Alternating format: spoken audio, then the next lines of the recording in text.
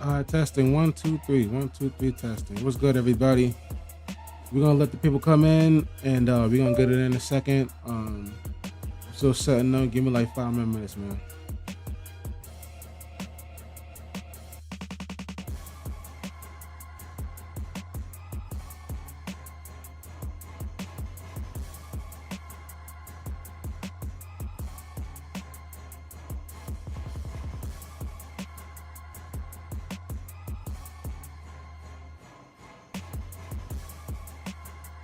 Shipping from Dallas. Right now, they're running a huge 4th of July and July 10th sale, which, yes, we are past the 4th of July. Doesn't matter. July 10th, it's a big sale. 30% off all glass concentrates and THC vapes.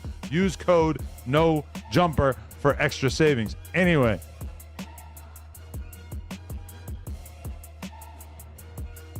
Adam and Whack 101. His way, he endures it. We didn't watch him get out of jail for a week, go back and be on the phone. Yo, I'll be right back. I'm back in here and whatever. Yeah. I'm like, bro. And some people say he like it in night that he like it in jail. I think he just knows how to adjust and deal with this. Somebody up from just being.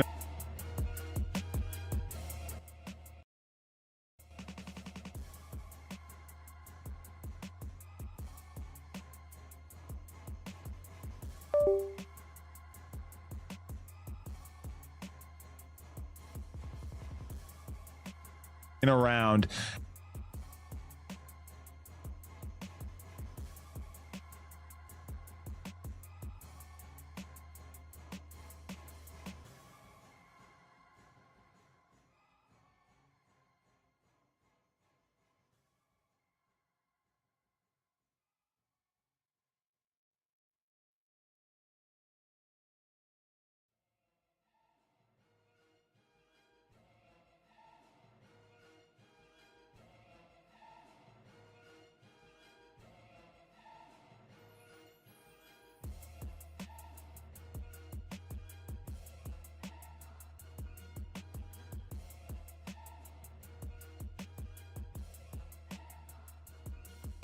All right, welcome in. Wrap your feet off, man. It's your boy UAV Online, and we're here again, man. Welcome. What more can I say? I'm off today, man.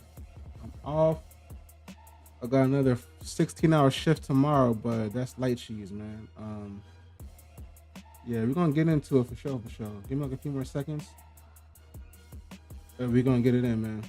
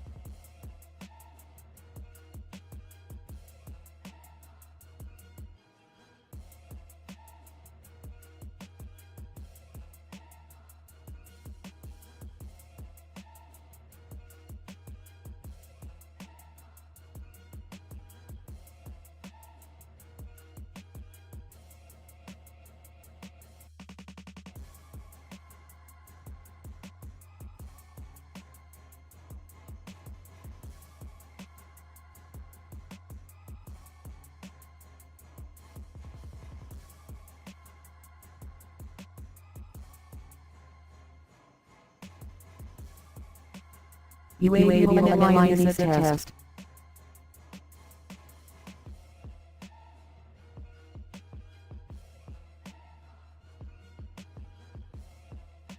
Motrix said Motrix has correctly joined the channel.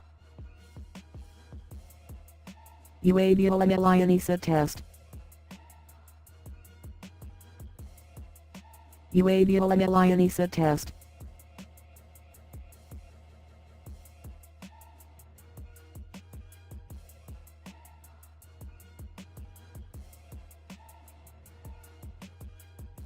Roseglobalk test.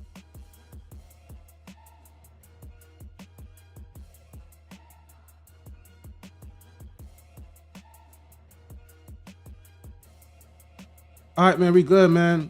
What's going on with it? Let me turn the gain down a little bit. Testing. All right, we good. That should be fine right there, man. Like I said, man, today's Sunday. I slept all day, all morning, so hopefully I can get a good 2-3 hours there with you guys, man. I was gonna touch some topics. I was trying to hop on Resident Evil today too as well. That also I might play some UFC, some Fight Night or something. I don't know, depending how the boy feeling and everything like that. Let me double check my streams, make sure we're good and everything.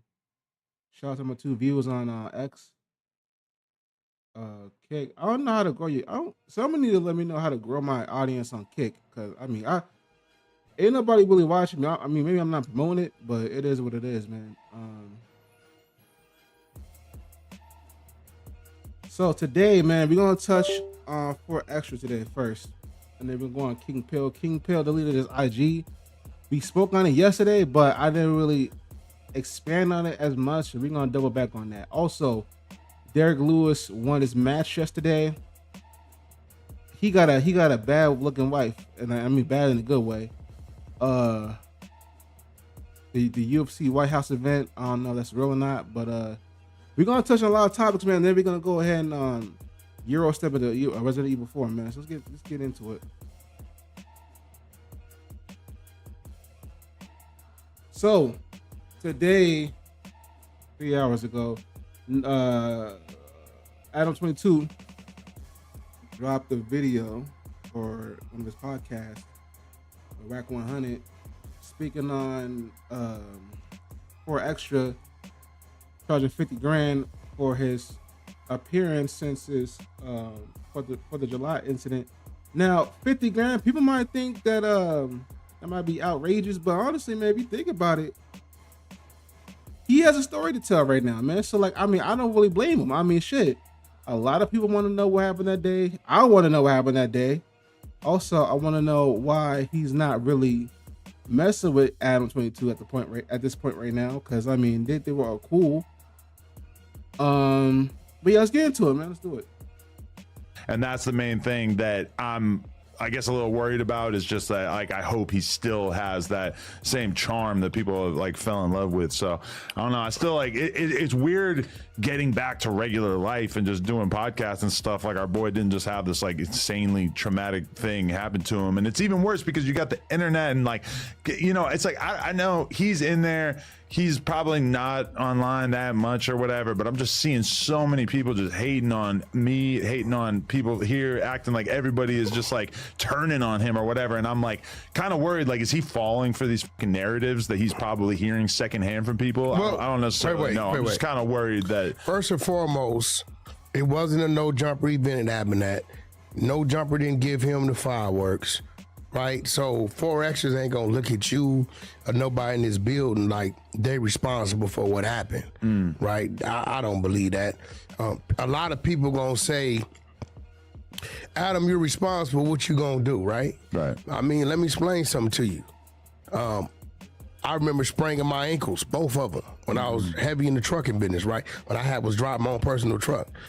When I called in and told them I sprained my ankles, shit, I had to call my workers' comp people that luckily I did, because I was an independent contractor, right? The job, they like, all right, shit, let us know when you're ready to come back. Right. You know what I'm saying? That's just how that works, right? So, you know, when you running a business, people get paid when they do a job. You get what I'm saying? It's on us to have our own private insurance and things like that. But the internet they don't have nothing on you, so they got to put something on you. But from what I understand, like the internet is part of the problem because of the fact that his sisters are the primary ones who have been taking care of him since the shit went down in the hospital and everything. And apparently they're not super internet fluent, or they don't spend a ton of time online. So perhaps to them, they're having a hard time understanding all this craziness that's going on, and they're probably seeing all these weird memes. It's like, it's got to be weird to be a person who's not terminally online and your brother loses a bunch of fingers, and then all of a sudden you have to watch an AI video that someone made of him sitting right here there with the firework going off in his hand, which is like, no, that was crazy. I seen that actually. That was crazy. Like, I don't know if you guys had a fever before, but like when I used to get a fever as a kid and I go to sleep, I'll be having like the weirdest dream. It's not even nightmares. It's just weird ass dreams. And like, I'll be seeing like weirdo shit. That's that AI meme. That's what that AI meme reminded me of when I was a kid, when I had high ass temperature ass fevers and I had like, not even nightmares, just freaky ass dreams. And that was crazy. That was definitely crazy. I don't know. I'm pretty sure 4Extra is mentally strong enough to not let that get to him like that. But I mean, that's just crazy. Let's go back to the vid though. like, you know, I've just seen so many insane and they're things. thinking, did you do it? Yeah, right. Yeah, I get that. I mean, like if you're not super online, if you're not tapped into all this stuff, it might be. Well, I'm gonna tell you what I watched you do. You love this, huh? No, I watched you. No, this is real talk. Okay. Watch a dude go to jail 2-3 times and hold his position. I thought you were switching over to another topic, but yeah. I watch you. No, listen, bro, you don't get that. I don't give a damn. You know what I'm saying? I watched you. He went to jail 2-3 times and you held his position. So it's a lot of.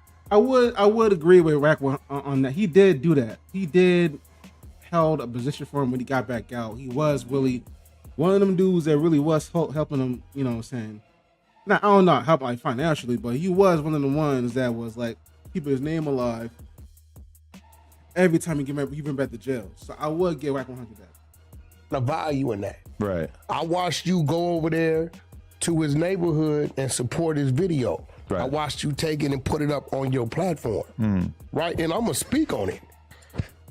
Bro, I got a lot of seniority in this build, and I feel like over the last couple years with you, right? And I had to pull teeth getting some shit up on the page. No, listen, and I'm not tripping. That just shows the genuine love you have for him. I know what you thinking, like, whack, you're whack. Right. Dude just got out. He trying to come up, get his clout. I'm helping build him. Cool. So when I see certain things, I know what that means, right? I'm like, okay, Adam got real love for him because I know how you operate around here. Certain shit is just cut and dry is what it is. Right. So, you know, at the end of the day, he still hasn't contacted you? No. And honestly, I haven't heard anybody say that they've spoken to him besides the people who have actually gone there. And I don't know, like, the people that are the closest to him, I guess, but I don't know anybody who's talked to him. I wouldn't read into it in a negative way. You know, maybe nephew just kind of getting his mind together. You know what I'm saying? And he probably knows, I know where Adam's at. I know where he's at. And for a lot of people like myself, not going online for a couple days or a week is almost unthinkable. Like I've never done that. Like I've just never gone a day without checking Instagram. And yeah, but nigga, you never had your hand blown off though, nigga. You never had to go to surgery and get your hand put back together. So I mean, dude, like, I mean, listen, man, I'm not on social media like that as well, man. But I mean, shit, if I would have my foot cut off or my leg cut off, or I needed like a fucking kidney transplant, some weird shit, nigga, I'm not gonna be online like that. But my people and my family might go online for me. But I mean, shit, I mean that's kind of understandable. I mean, shit. Reddit and YouTube and all this shit.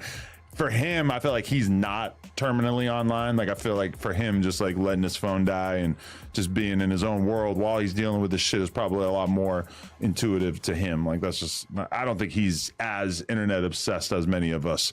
But bro, you know, he's in another world. Yeah. We don't even know what world he's in because none of us have not been threatened knowing we done lost part of our body. You get what I'm saying? None of us, most of us don't really know what this is We like. don't know what that's like. Yeah.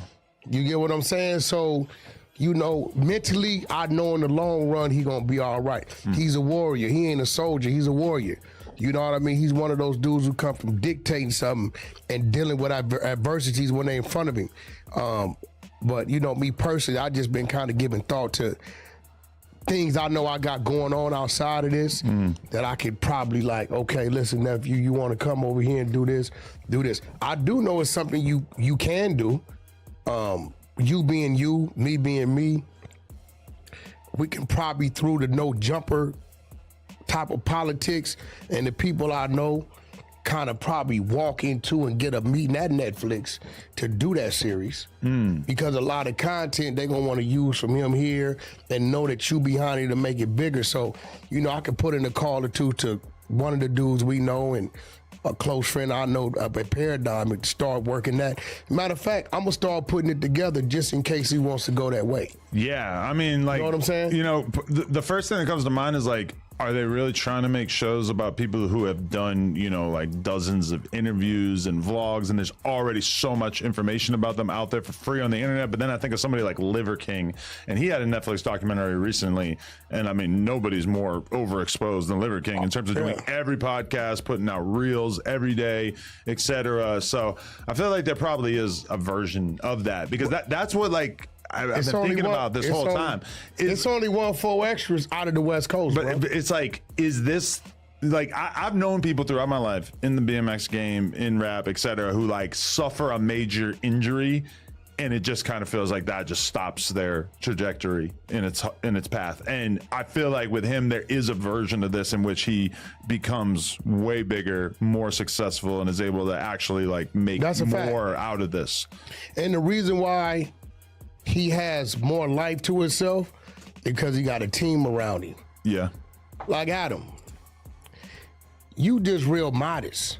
But if you want to reach, you can reach. It's a bunch of people that's gonna take that call from Adam 22. Straight up. You got to remember, you like the fucking, you the cash money of podcasting. This nigga records blazing the fuck up to nigga Adam. I mean, shit. I mean, honestly, I wouldn't say all that. I mean, I would say this though. Him, Vlad, and academics, they're the, like I said, they're the top 3-headed monsters right now in the podcast game, as far as like millions and millions of views. And also, you got Art of Dialogue, you got Say Cheese, you got Camp Capone, but like the top dogs right now is Vlad, No Jumper, and academics. But this dude's blazing though. Let's go back to it though. I like that. Ack is independent right now, but that's right now. At one point in time, he come from something. This is an independent situation. So because Ack had a deal with Spotify for a couple of years, you don't consider him truly independent? He is not right now, but you've never had one. No. Right? So you got to remember, Spotify, Ack is Ack. They brought him in there because he was Ack. Prior to Ack, he had the thing with him and Joe doing it, right? Yeah. So this platform, and I've been working on some things. I didn't want to tell you. I'm just going to just bring them to you and show you what, because you barely half of what you could be. You get what I'm saying? Think about it. If you hearing about people getting 50 to 100 M's, right? And they ain't half of what you are, what does that tell you? Who got 50 M's? Wallow and Gilly. I mean, hey. No, get what I'm saying? So I've been working on it through my friends in the buildings. Yo, put it together. I wanted to make sure, I wanted to where it's just on his decision. Anybody who's telling me, no shot to them, anybody who's telling me that they got like $100 million podcast deal, I would like to see bank records. I would like to see how this all breaks down. Well, why though? I mean, honestly, I would believe it because, like, me personally, I don't watch $1 million worth of game, but I mean, who know? I believe him. I mean, shit, I don't even see no bank records. If you got it, you got it. If you don't, you don't. It is what it is. That's their business. I mean, shit, if they want to lie about their money, that's their business. But if they want to flaunt their money because it's real, it is what it is. Because this doesn't, it's hard for me to wrap my head around. Let me explain something to you. Sure. I watched Wallow go cop a couple Ferraris, Lambos, couple mansions. He copping them. He been like, this is real shit. Like, bro, you know, and we know he just come on.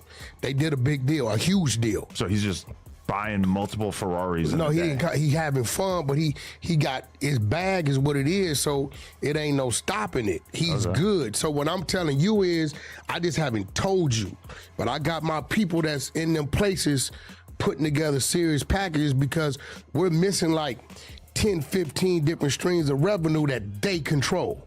For instance, my guy, R&B, right? Aston Martin. Aston Martin. They called me last week. And said what? I guess they got an Aston Martin truck, right? Okay. That's worth about 350 grand.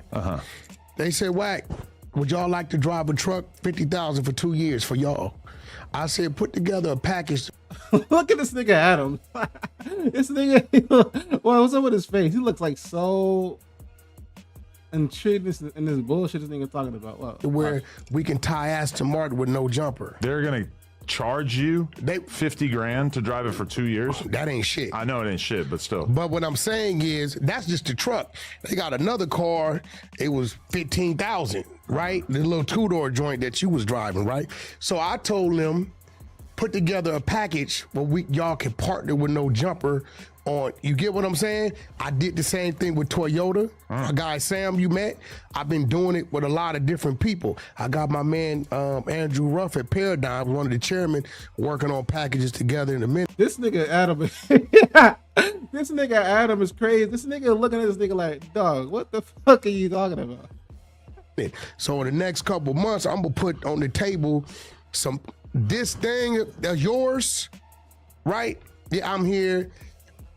I help create content, but I feel like that's not really how I'm gonna lay my foundation with you. You get what I'm saying? I need that. Yeah, let's do that. Because of my reach of other things I know how to do and friends I have Good boy.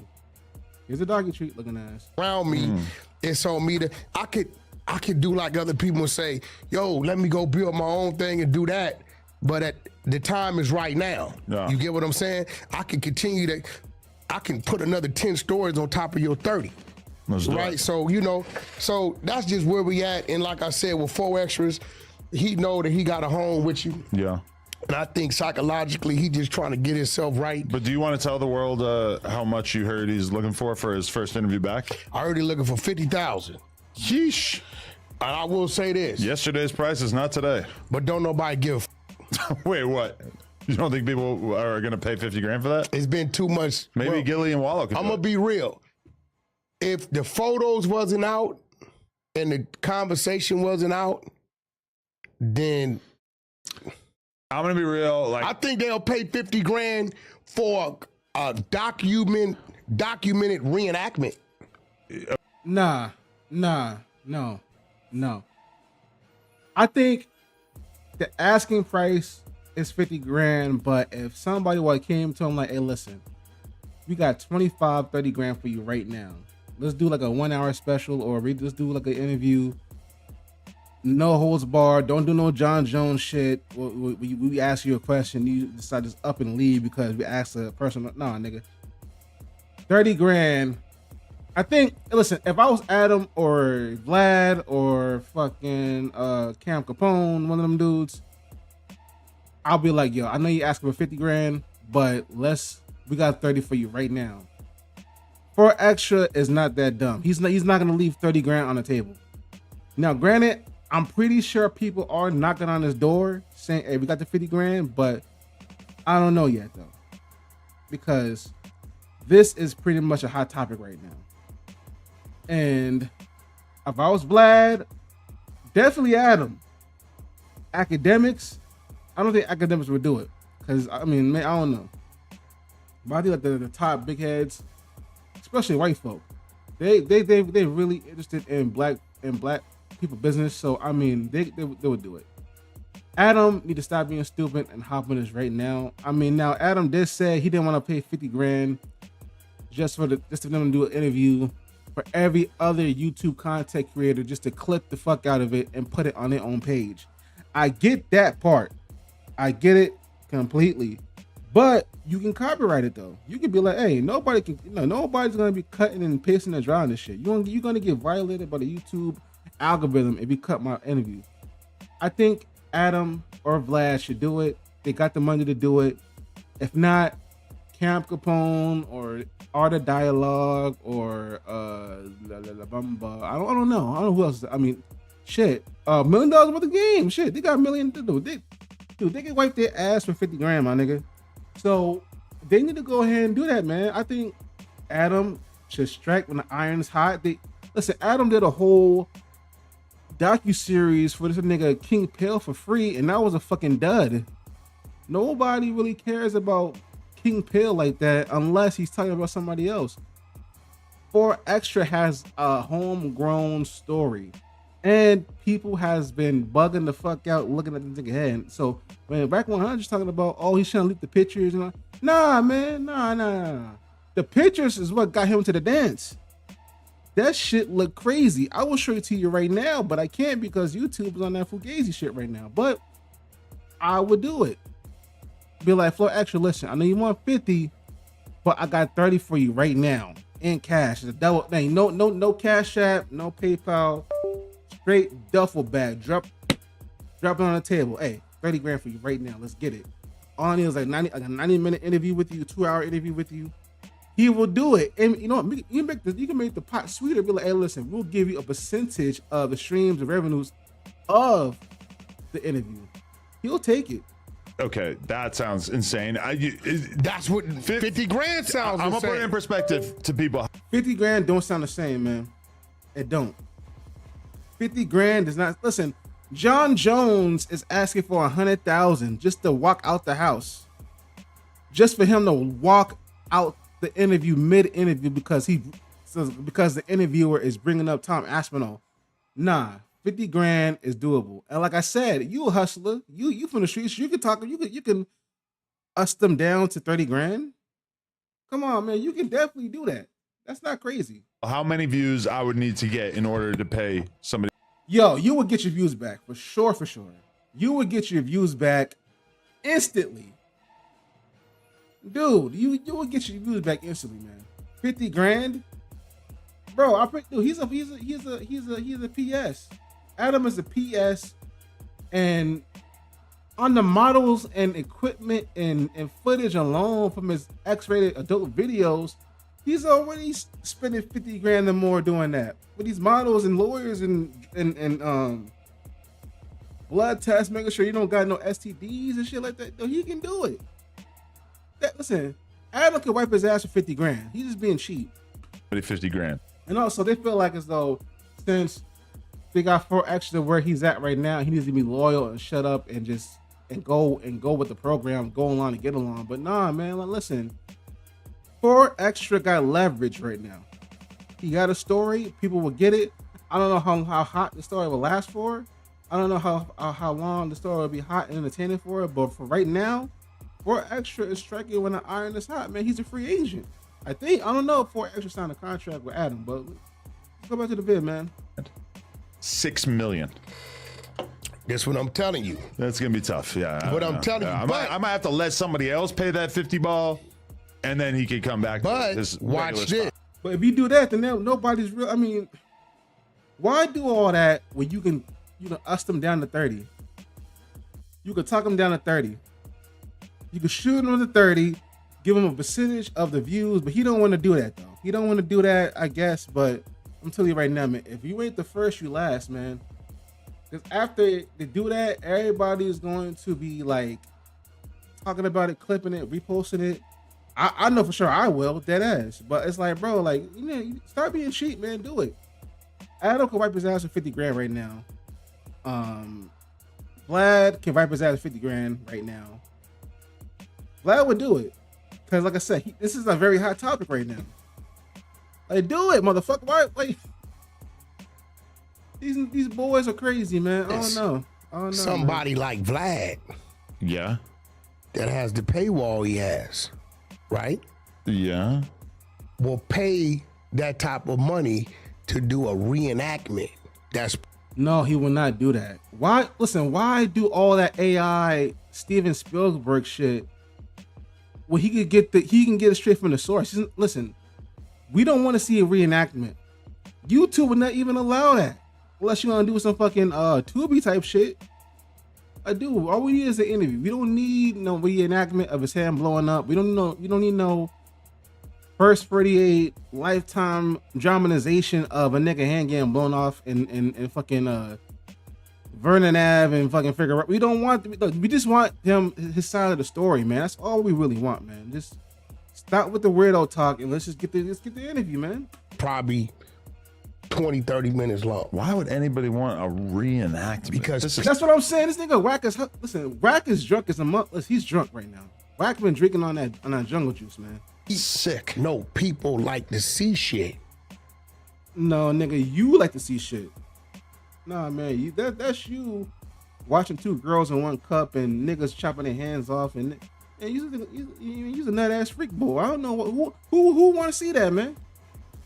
That's probably 20, 30 minutes long. Why would anybody want a reenactment? Because this is sick. No, people like to see shit.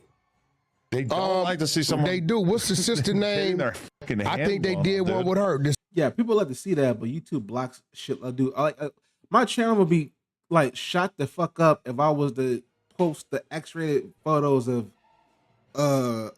Bull getting his hand blown off. Like nobody, you just want the interview, man. And like I said, 50 grand is not crazy.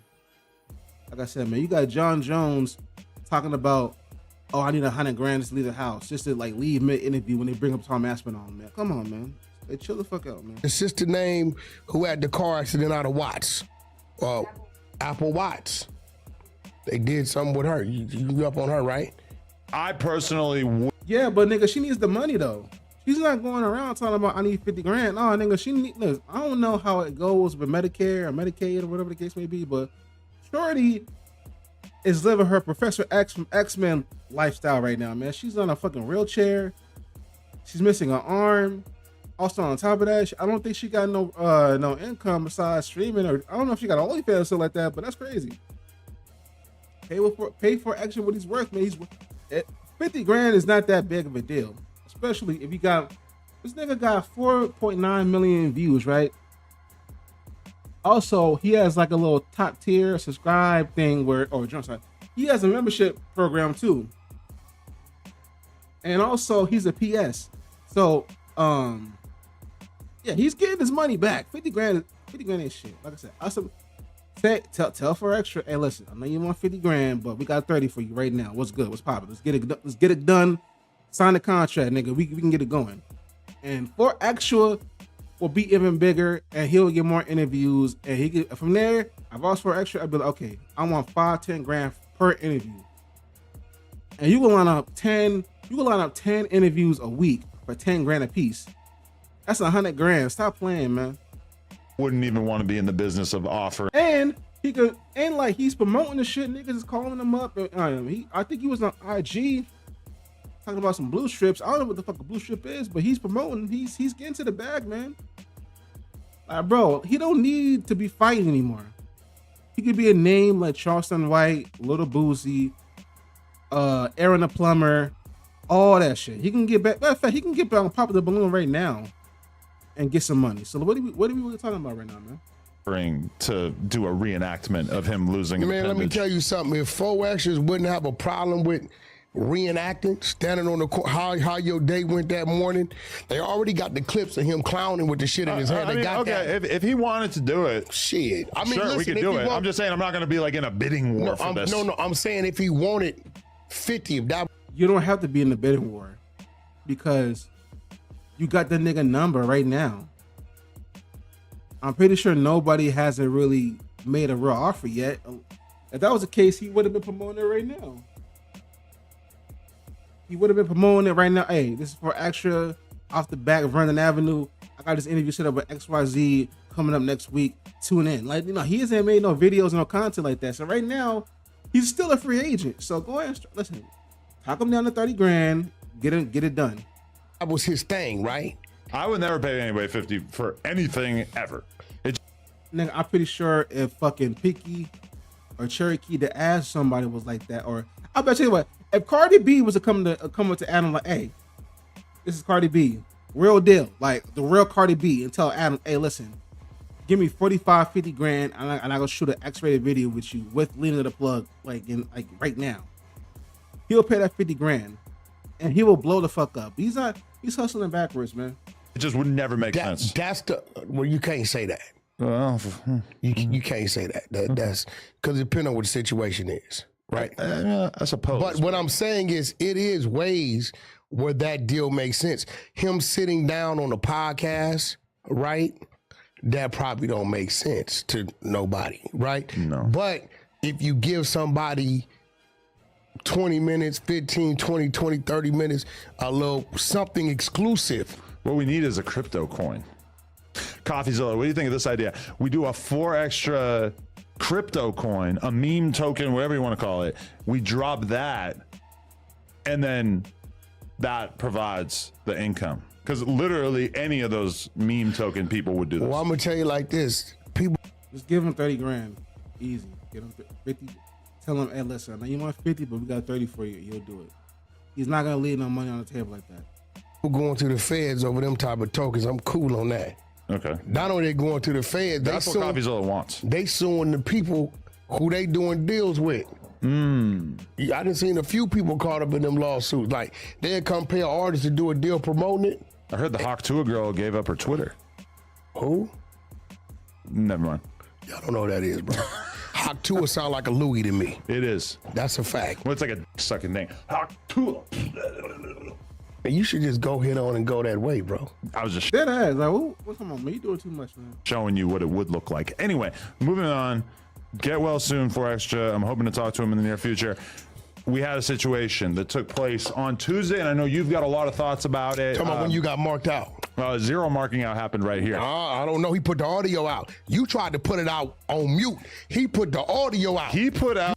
All right, now this is going into King Pale. Before we finish off with that, I was touching on this topic yesterday, but I was too busy trying to align myself with TikTok with his live, but I kept getting boomed out the atmosphere because I guess it was copyright. I don't know.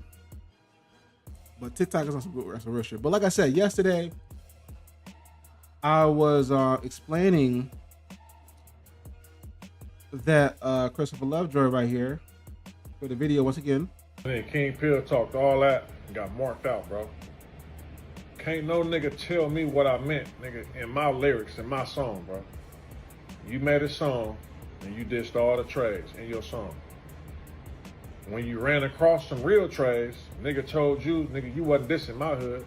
You like, I wasn't talking about y'all. You was the buster, nigga. All right, so apparently he dropped this on IG, and King Pill replied saying that, but I'll mark you out in real life though. Now, there was a video a few months back where King Pill was on No Jumper, and he was like explaining, or in detail rather, that he met up with 600 at a beach somewhere, and he ran him off the beach and he had a gun in his hand, allegedly. I don't know. I don't know if Christopher Lovejoy talked about it at all, but I mean, if you go on Christopher's page or whatever, he's been exposing this bull. Now, we're gonna play this video, but I'm gonna have to mute a couple of things because there's some slurs in there. I can't, because YouTube is speaking for the pink team, so I can't really, you know what I'm saying. But we're gonna get to it. Hold on. With the hot pink fingernails, bro. Like, what's up with that? First of all, the nigga, he was in Miami. He was really hiding out in Miami, whatever, California, where he couldn't go back to Pomona for a minute, whatever. So they only fucking with him because he's clout right now. But he was in Miami high. He was fucking with. The punk bought that nigga grill, his permanent diamonds he had. He was painting his nails pink. He dyed his hair pink. Him and the punk got into it. Punk go internet on him and start exposing it. He take the grill out and change his whole little look. And then all of a sudden, now he a blood again. That shit crazy. Oh, And shit. that's it. No, for real. Oh, so this But you know, what year was this? you know, this was 2018, 19 when we was in Miami. Cause I'm from Inglewood, so he know who I am, VIP Dane. He know what's up. But yeah, that's what he did. He was out there with the fag He left Miami after the fag the gun out there. That's when he went to Puerto Rico. And he was in Puerto Rico for a minute. And then he started trying to come at Fad and all. He was trying to get some clout. That shit wasn't working. And then all of a sudden, I don't know how this little shit happened, where he got a little clout now, but that nigga's a punk. He's a big faggot, for sure. What's up with this nigga?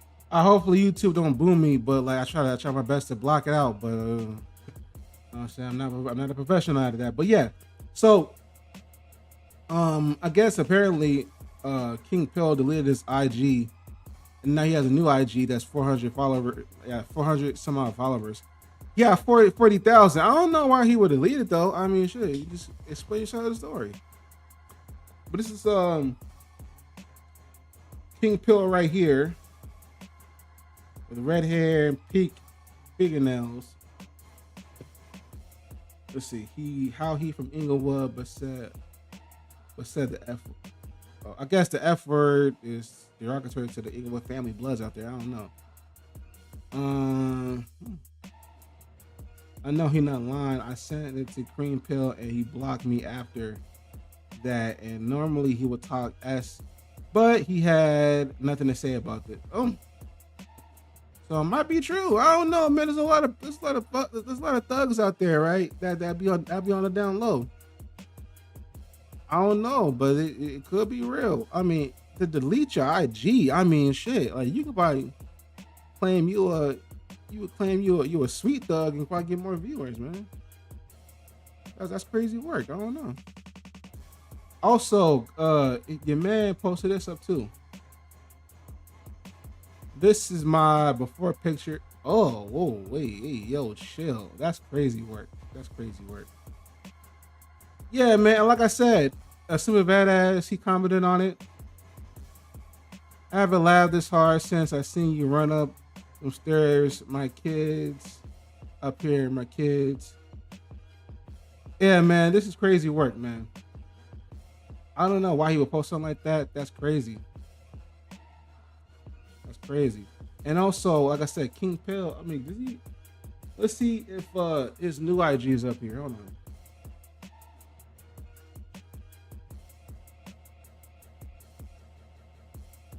All right, so we're from 400 to that. I don't know why he would delete it though. You have 40,000 joins. You have 40,000 followers. Why would you delete it? In the beat your ass. If your homie jump in, then my pistol blast. Boom, boom, boom, boom, boom, boom, boom. Boom, boom, boom, boom, boom, boom, boom. I don't know why this nigga be wearing the same outfit. You get like, this nigga got 2 outfits in his closet, man. I don't know why would you? Yeah, somebody send this nigga King Pill some money fast, man. I sent him like a gift card to Burlington Coat Factory, to K&G, to the men's wear. I don't know, somewhere, man. He needs some. Cause man, like I said, keep saying this, man. Like,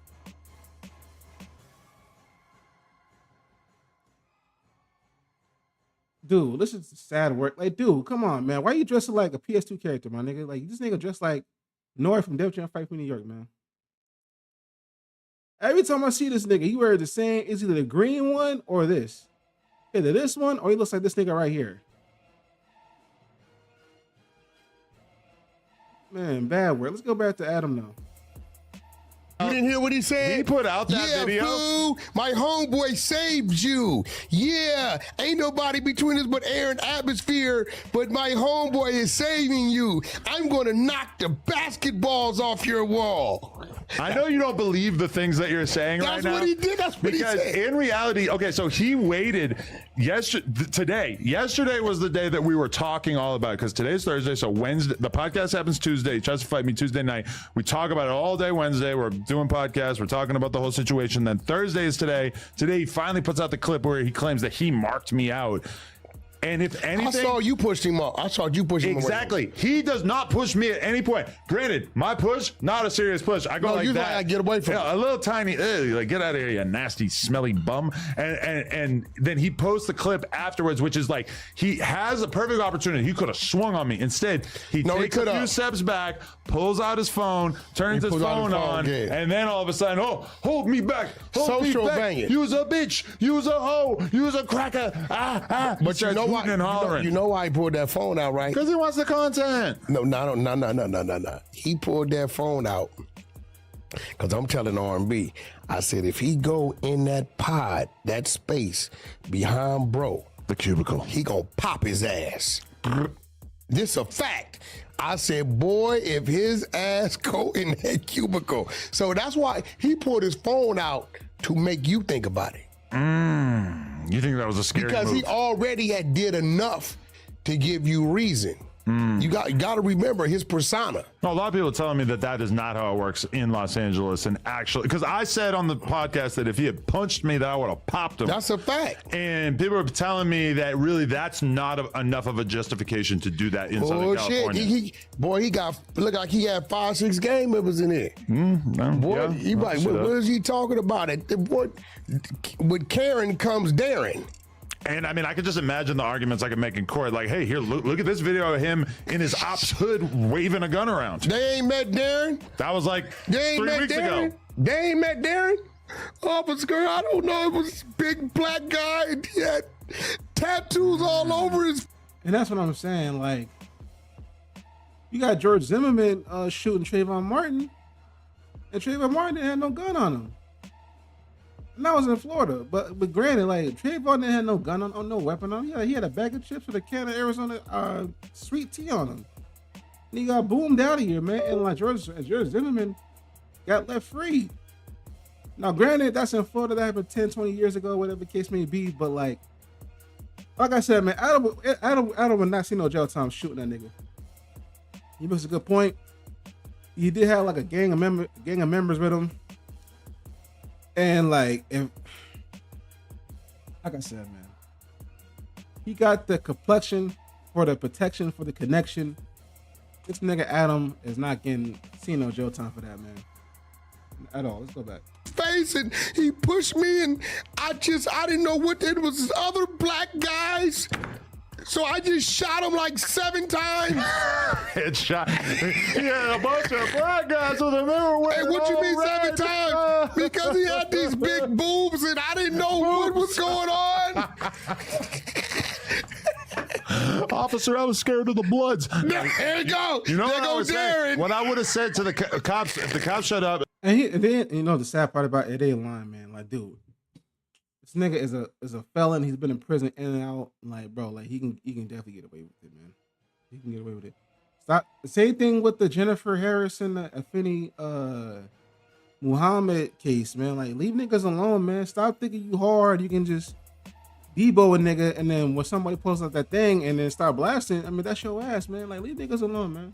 I would have said, lawyer. Lawyer. Officer, nice to meet you. Lawyer. That's the only way we're gonna get. And another thing, and you know what I'm saying? You know what's crazy about all this? Manny, the dude who unalived Finney, the legend, right? And also I could put Carmelo Anthony in the same boat as well.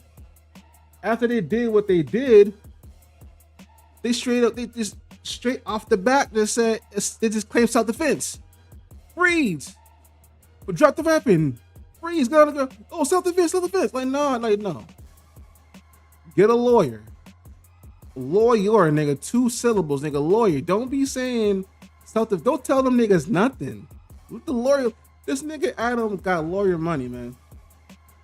I don't know about Manny. I don't know how much money he got, but Carmelo Anthony, he comes from wealth. Maybe he was like the adrenaline was pumping through his veins. But lawyer, you don't say something. You don't say nothing except lawyer. You let your lawyer deal with it. And Adam got the money to get off of that case, man. I tell you like this, man. People be saying, "Oh, he wouldn't have went to jail if he would have shot King." No, all he has to do is say lawyer. His dad got connections. He got money. It went the way you think it would have went.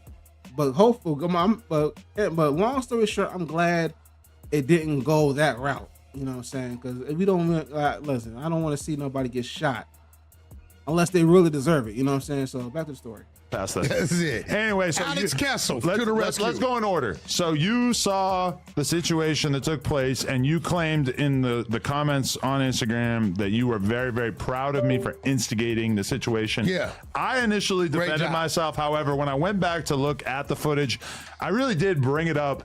And it wasn't out of malice. It wasn't because I knew it was going to play out that way. You brought it up because he said shit was boring. It was just pure ignorance on my fault because I didn't really think until it was already coming out of my mouth about the fact that Anne Hefe was going to feel away. That's cap. Stop it, Darren. No, that's cap. I'm going to tell you why. It was like it's happening as I'm talking, and I'm kind of realizing like, Anne, you knocked that shit out. Bro, when you said, I'm going to tell you why you said it. This fool is totally down in the show. Y'all doing right, man? This is boring. He's saying the topics suck, which just for the record, so what you the topics do suck sometimes. This was not that weak. We had extremely interesting stuff to talk about. I'm gonna tell you where he. Nah, like it didn't suck. That nigga King Pill sucked because he was on drugs. That nigga was on them shrooms, man. This nigga, like I said, man. Listen. If you would have asked me who's more entertaining when it comes to content, King Pill or for extra, I'll say King Pill. Dude, there's only so much. It's like there's only so many times I can hear a nigga say off the back, Vernon Avenue, West Side 40s. There's only so many times I can hear that before I be like, okay, we get it. You're Loke, you're a Crip from XYZ. We get it. But King Pill, that nigga has. I think it's King Pill's prison stories was more entertaining than For Extras, because For Extras gets kind of repetitive. But King Pill had better content, me personally. But yeah, man, but the thing, it's them drugs, man. It's them drugs. Them drugs is fucking crazy. They do. Like niggas need like them drugs, man. Especially that the high end pills and shrooms and shit. Like that shit crazy. Where the trigger started. You wanted to address For Extras, he downed it. He like, oh, that ain't whatever. You let that go. Then when he said, man, this is boring, ain't nobody this, you said, okay, let's talk about you. See, when you said to let's talk about you, you was gonna put him on the spot when Anne Hefe, because you already determined he was gonna tuck his tail. And I'm gonna tell you how I know that. I thought about the fact that there would be any tension because, listen, when I brought up King Pill and the idea of having him on, Anne Hefe did not say a word in the group chat. He did not protest. So why did you say? He didn't give a shit. So why did you say? You took the disses out of your song, and Anne Hefe, you don't even want to know what he said about you. What are you talking about? This is all I'm trying to explain to you. And I'm not, I'm proud of you. Word to my mama. Word to my mama. On the dead homies, on the dead looks, everybody. I said the thing. I said, why'd you take the disses out of your song? Okay, that's cool. That was a single thought. That's cool. Then as it's leaving my mouth. You said what?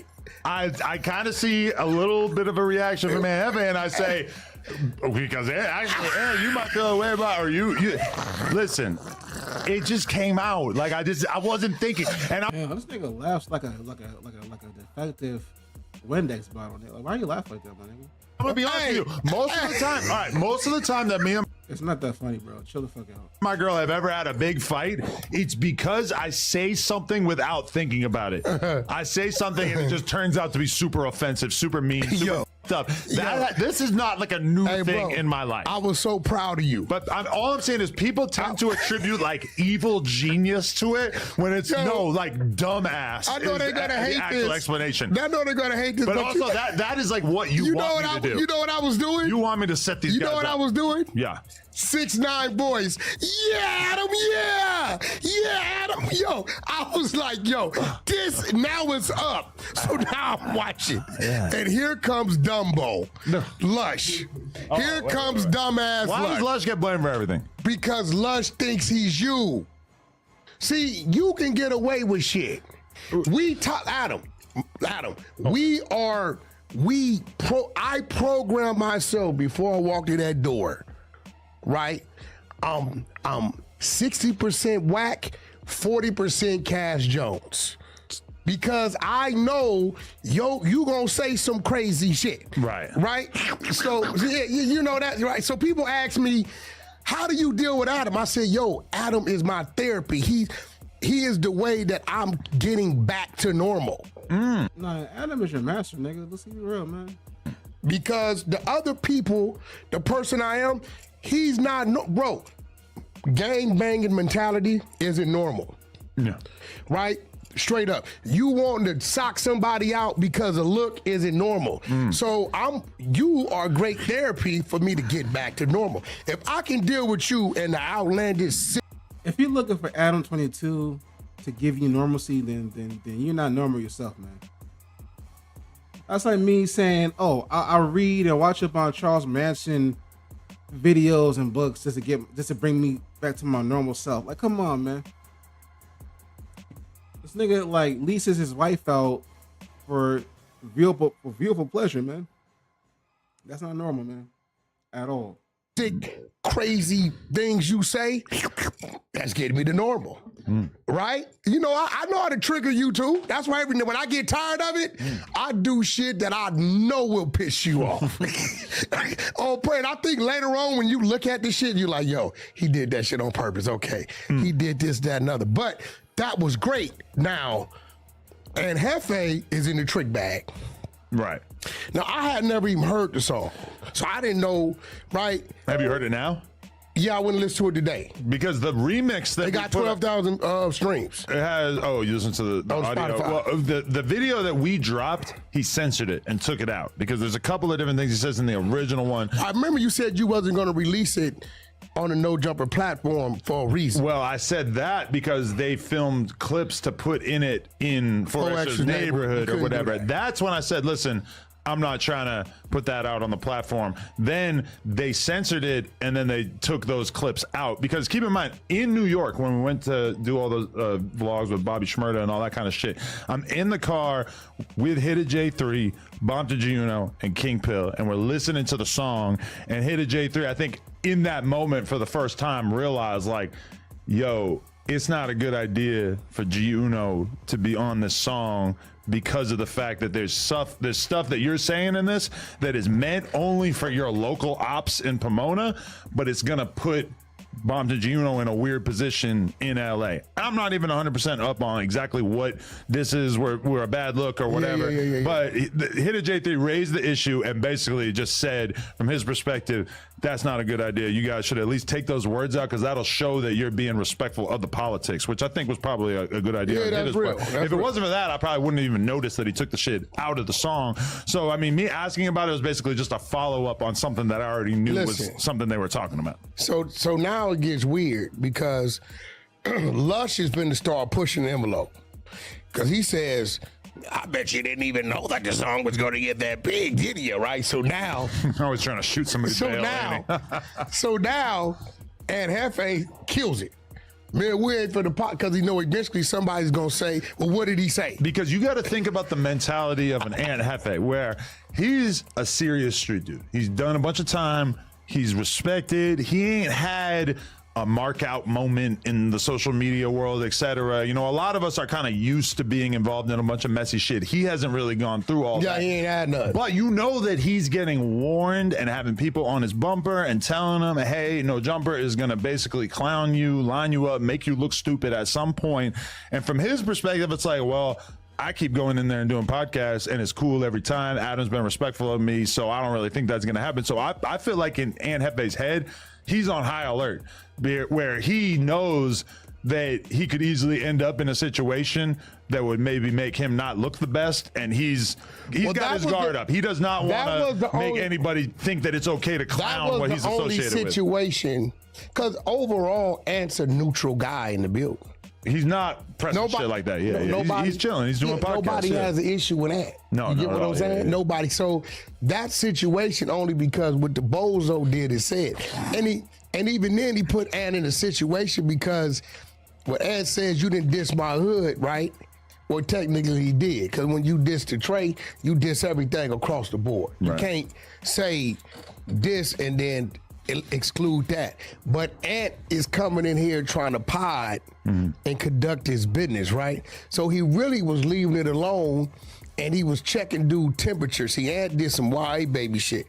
He checking dude, when he walked in, he checked dude's temperature to see where he was at. He wasn't gonna speak to him until he said something to Ant. Right. And based upon how he spoke to Ant was gonna be how Ant was gonna respond, and Ant pretty much let it go until, you know, it came back up. I think Ant just wanted to make it clear that he was not going to be viewed as somebody who in any way got disrespected in this situation. And even if that meant him sort of prematurely turning up to just make it clear that he doesn't deal with people who disrespect his hood or whatever, he just wanted to make it perfectly clear that that's where he's at. Listen, with that. all I know, Ant's punchline is what put the icing on the cake.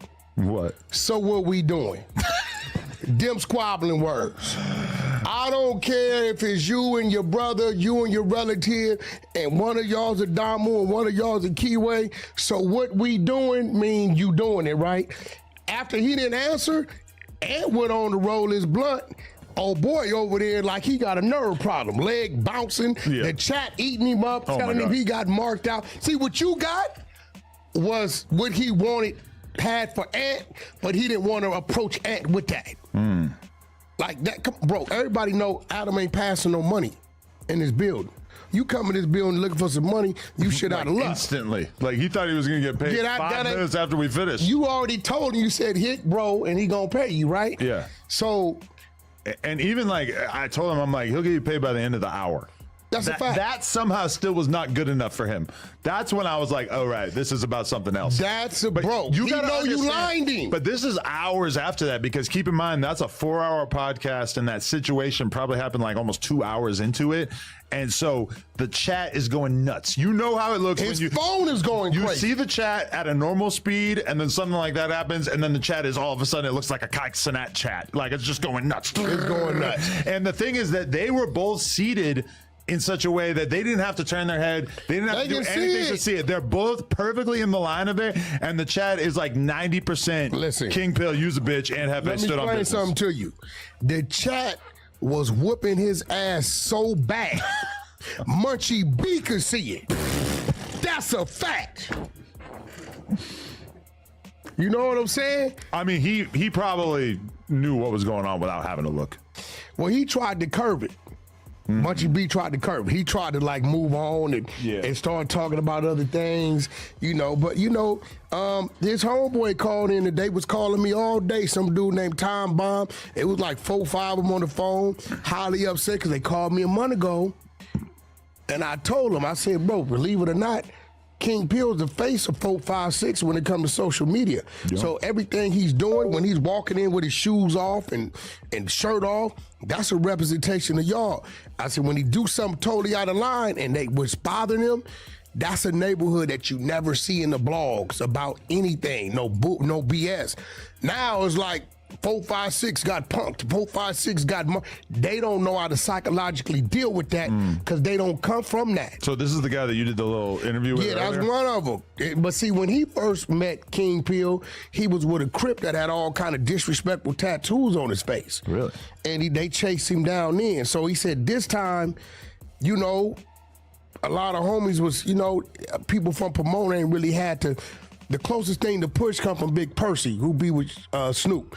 And I think he had a Southside Village over there. Okay. He had a little rap group that was doing something, but you know, that's the borders city like Long Beach is to the next county, right?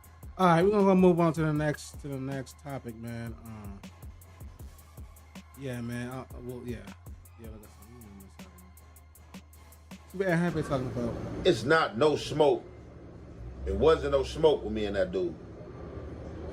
I've said little stuff in the media pertaining to him because he do a lot of stuff that, you know, you would consider, you know, clownish or goofy. I think a lot of people can reason with that I'm speaking correctly and my firmness when I say that.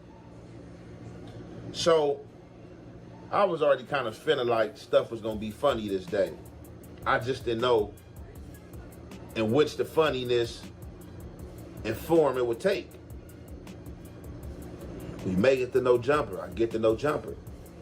Y'all see how I come through the door no jumper. As soon as I walk through the room, Adam, oh, we thought you was gonna be the last one. Everybody was late that day. As y'all see, if y'all want to go rewind back, when the segment first started, it was just him and Lush.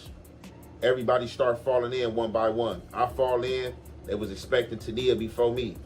I showed up before her. When I first walk in the room and I come in there to sit down, you hear Fiend Pill speak to me and says, "What up, blood?" And I ignore him off the back. I don't even acknowledge nothing he says. Don't speak. Go right there, sit down on the couch, acknowledge Munchie B, acknowledge Adam. Sit there on the couch. What's going on, though? What was the topic? What we was talking about? They always talking about this Diddy thing or whatnot. They further get back on what they was talking about as far as the Diddy thing. Now, anybody knows if you walk in the room, all these members that's on social media or just watching this, when you walk in the room and you greet somebody and somebody don't greet you back, is that not gonna have you on the offense and or ask somebody like, hey, what's up, bro? You ain't hear me? I just said, what's up? You ain't hear me greet you? But I guess not. For some people, not. That's one. We sit there for a minute. Adam come out. He make the introduction. He like, hey, King Pill, you know you met at Hefe? He like, no, woo. I'm like, nah, you know we ain't met. He like, oh, man, you know y'all do content on each other. I got some content, you know what I'm saying, with each other or about each other, right? So I'm like, bro, nah, not really no content. I have did some content and had his name in my mouth, but I don't think at that point I had a Fiend Pill segment. If I did, it was one. But like I said, let's establish this right here, that it's not no smoke, which he agreed.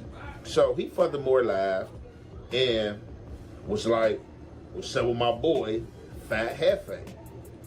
I'm like, haha, what up, Fiend Pill? Everybody started laughing, we shook hands, that was that.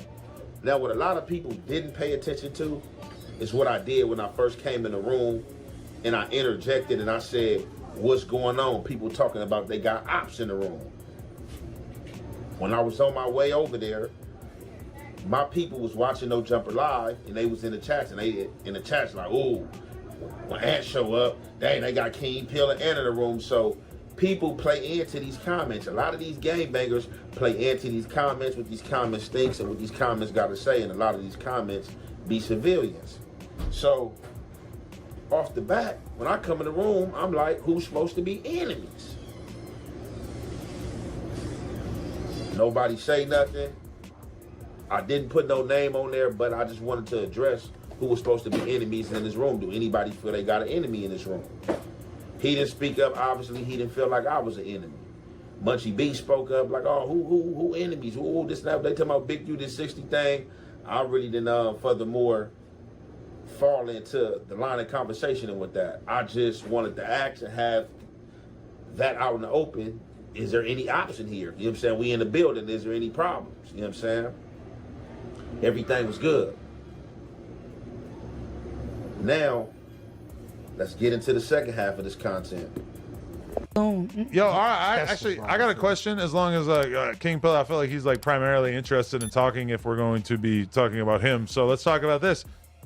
You took the disses out of the Slide remix.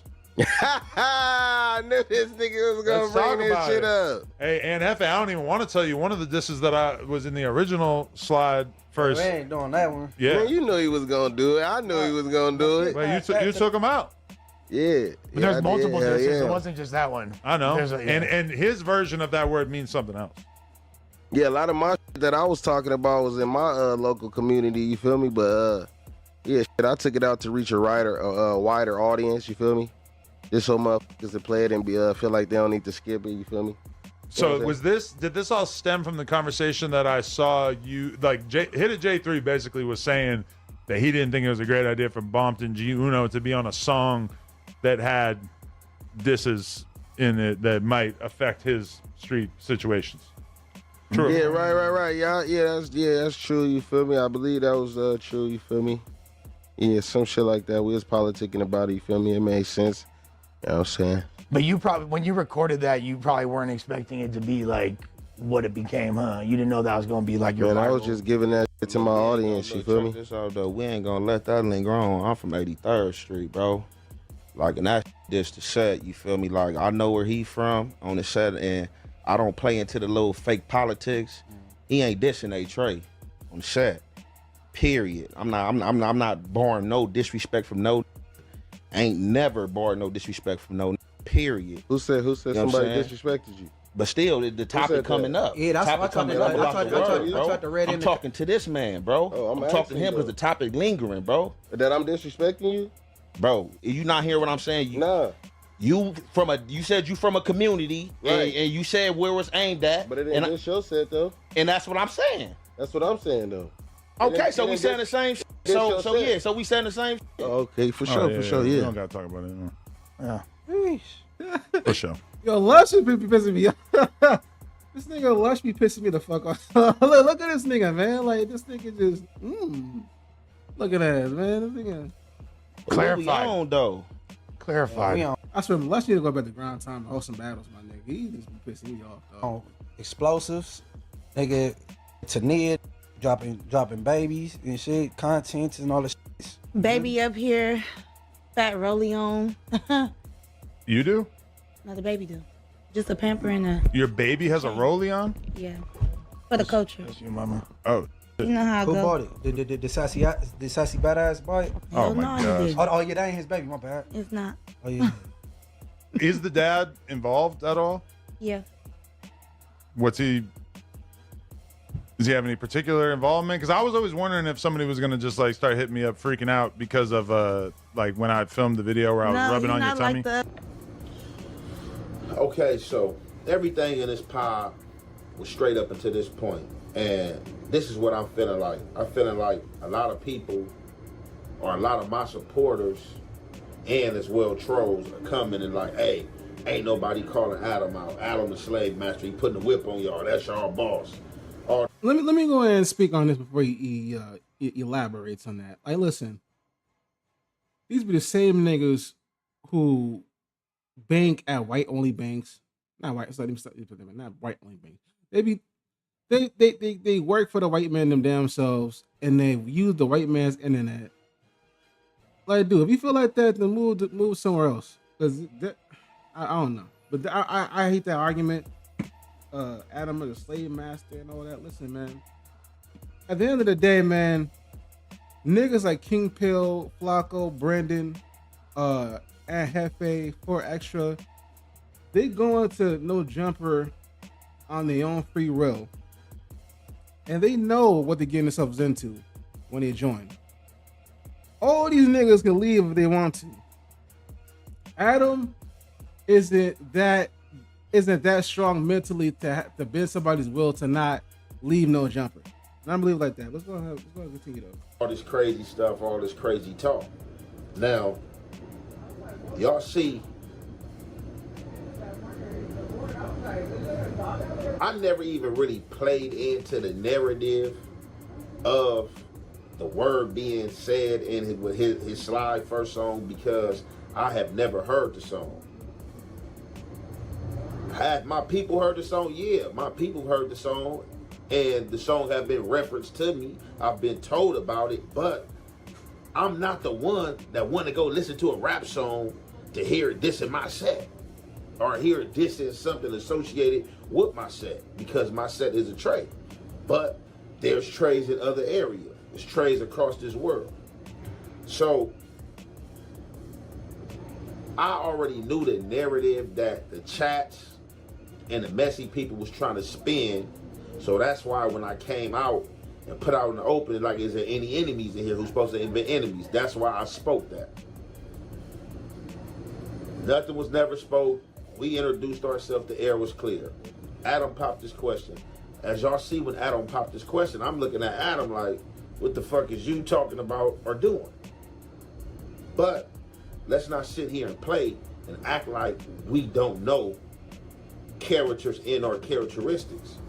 At No Jumper, I'm a grown-ass man, and I know what I subject myself to. Just like anybody who live life up to a certain point. Definitely an adult should know what they subject themselves to and what they dealing with. I'm not the first person that had been put in a situation like that, or Adam have asked an awkward or crazy question to. Now, do I always think that question was gonna be popped? No. And you gonna have your opinion, and if your opinion different from mine, like, oh, you crazy if you don't think Adam was gonna ask that question. That's just your opinion. That don't mean that I'm trying to be on his side or I'm coming to his aid. We had a long pod going on before that question was asked.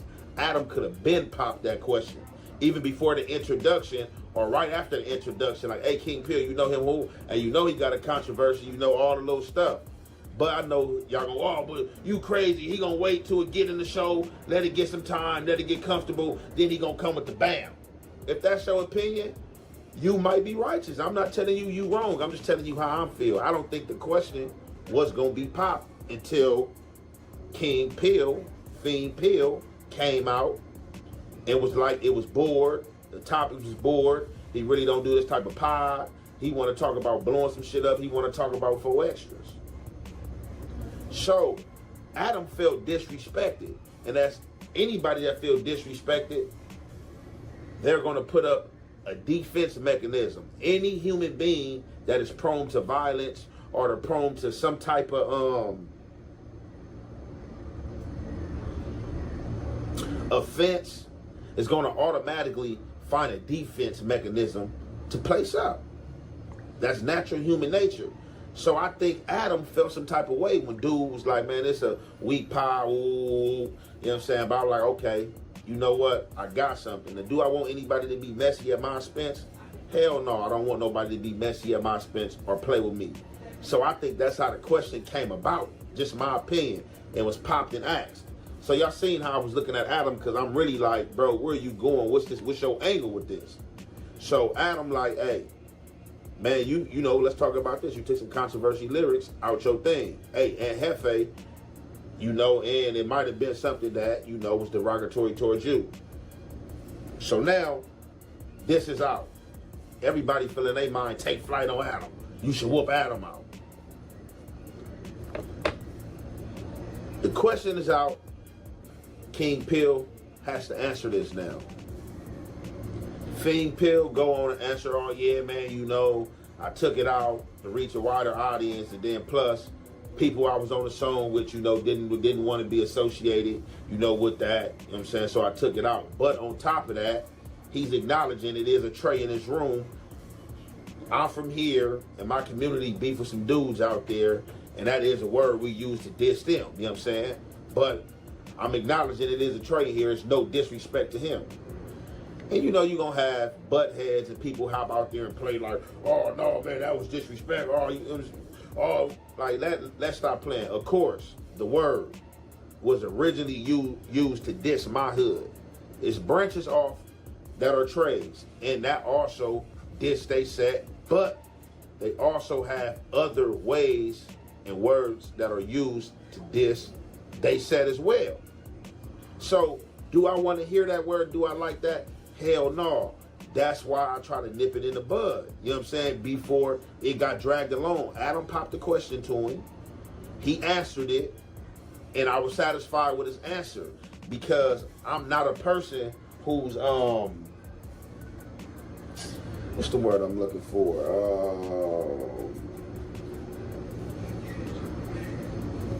Insecure.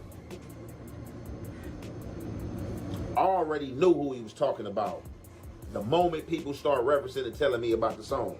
Let's not play here. So, now Lush interject. And Lush wants to, furthermore, hear a response to this word. Pill said one word, I interject. Hey, hold on. What we not about to do is talk about this. This is where I'm from. That word is dissing my set. although he was not talking about my set. So furthermore, before I was interjected by King Pill and him asking how he disrespected me and why I feel disrespected, what I was gonna say was, pertaining to Lush, we not dragging this out. I'm from A-Trade. At the end of the day, that is how you diss my set. But he already put out there, he's not talking about my set. They do have another hood out there that he beef with, and that is a way that you use to diss they set. But he took that out. That's over with. We not about to linger. We not about to let that word be the butt of the joke. I was explaining this to the dudes who popped this question to King Pill up until he interjected and said what he said. So when he asked me how I feel disrespected and why I feel disrespected, look, dude, I'm talking to this man. You just high and hopping out there, interjecting yourself in the conversation, which is making me socially spar with you now. So, which I'm telling him, no, you ain't disrespecting me. But to keep this lingering on, it's going to be disrespectful, and I'm going to start feeling disrespect. So we going to nip this in the bud. Which well, I already said I didn't diss you, and I'm not dissing you, which I'm agreeing. And that's what I was going on to say. So at the end of the day, everybody want me to hold Adam accountable when I know what Adam do. And I was in his room firsthand how this situation played out.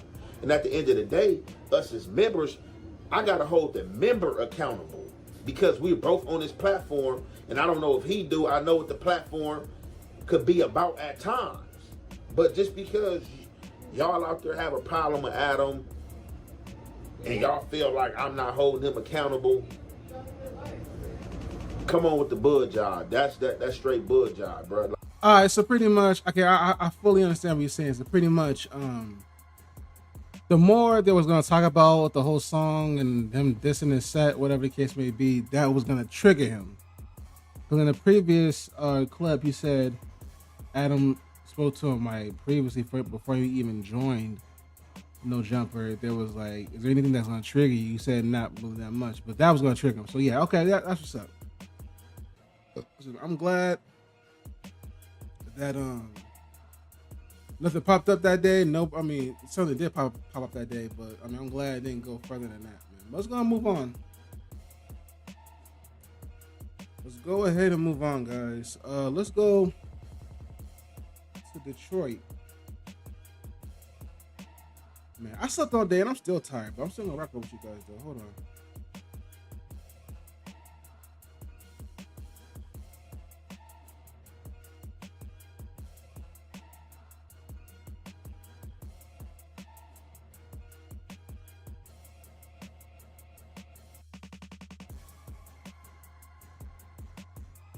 I just uncovered the real reason why this former McDonald's employee right here just stabbed her manager to death.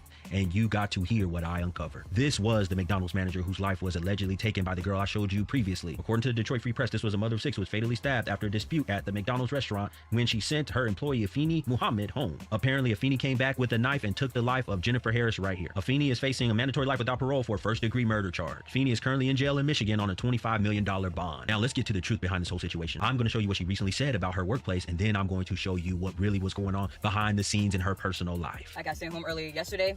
I got sent home early today by the same person. I'm telling you, she's a bully. This shit isn't funny. She needs to understand that just because she's a mother and got children doesn't mean that she can come in the store, disrespecting people, talking to them like everybody's beneath her. She has no respect. Like, seriously, man, I got shit I gotta take care of. And she keeps sending me home early. It's not funny.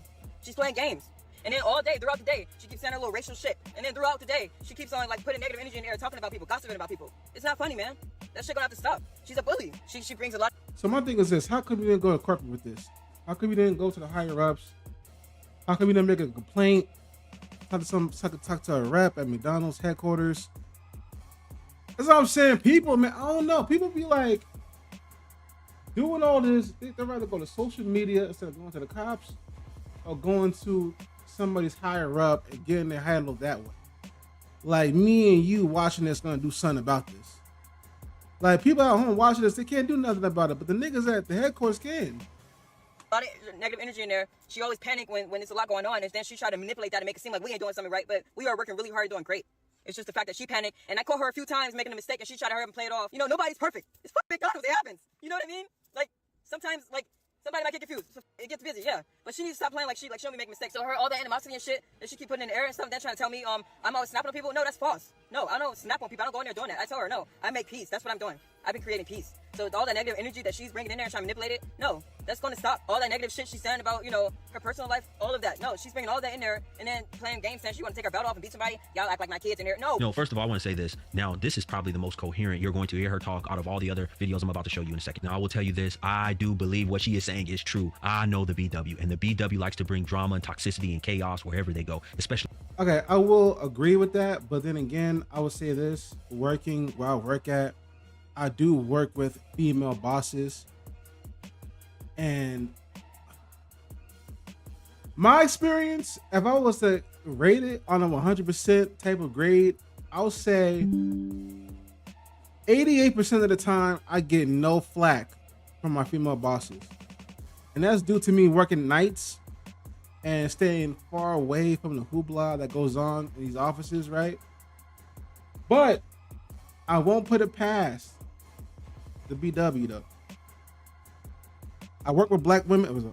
I worked with BW before. Some was cool, some was bad, some was in between. But the way I work at nights. I work by myself. I work one-on-one, and I'm a good worker. But I can honestly say, like, there's never been an incident where I was put in a situation where it was me against a manager. I mean, no, there's been a few instances where people have been talking about me. Sometimes it came from like the higher ups, but I mean, like, the universe kind of handled it. I didn't have to handle it myself, but the universe came and stepped in and handled it for me. So it is what it is. I never really had to like feel a way like I gotta address somebody. There's been instances where I had to do that, I had to address somebody, but it wasn't really like this situation right here. Like I said before in my last stream, if I was Shorty, I would have went to headquarters, filed a complaint, if it was this bad, I would have got a lawyer and sued McDonald's or sued her.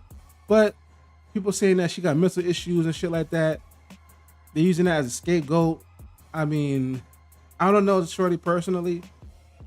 From the TikToks and clips I've been seeing on Super Slide 75's channel, I mean, she was doing some J-Cat shit, but it is what it is. Let's go back to the vid though.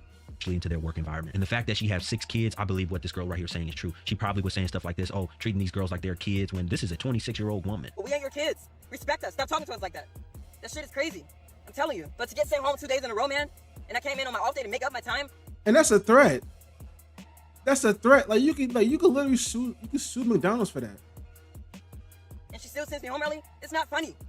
Somebody got to do something about that. It's not funny. No, this should be a lesson to BWs as well. In all people, all women especially. You never know what somebody else is going through. And women today are becoming more violent. I've made that known many, many times. They're becoming more violent than ever before. Y'all have been so busy focused on men and the violence that men are able to do that y'all don't pay attention and how reckless y'all are with y'all mouth when it comes to other women. Mental health is no joke, and y'all have to be careful who y'all are talking to. She could keep being a bully if she wants to, but that shit is going to catch up to her. And she was right about that. She wasn't playing, because not long after this, you know what happened. And one day she coming in there talking about some, yeah, I broke my door in half and I had to pull my gun out on my kids since this and that.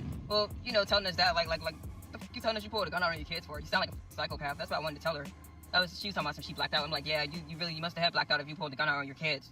Like, you know, like, I'm like, what the fuck you telling me this for? Like, I'm gonna tell you right now, this girl right here may have a case where she may be proven innocent, and you're going to see the evidence for it. This is one piece of evidence right here. Listen to what Nah, ain't no way in hell she's gonna be. Fuck that. Hell no.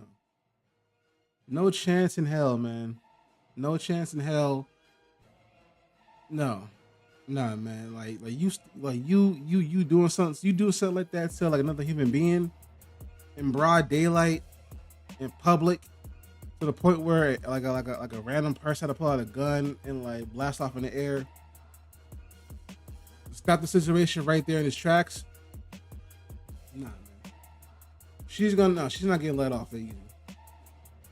At all. she just said. So you think she's like trying to make it seem like that she big dog or some shit? What about you telling me about you pulling a gun on a kid? I don't like that shit doesn't scare me.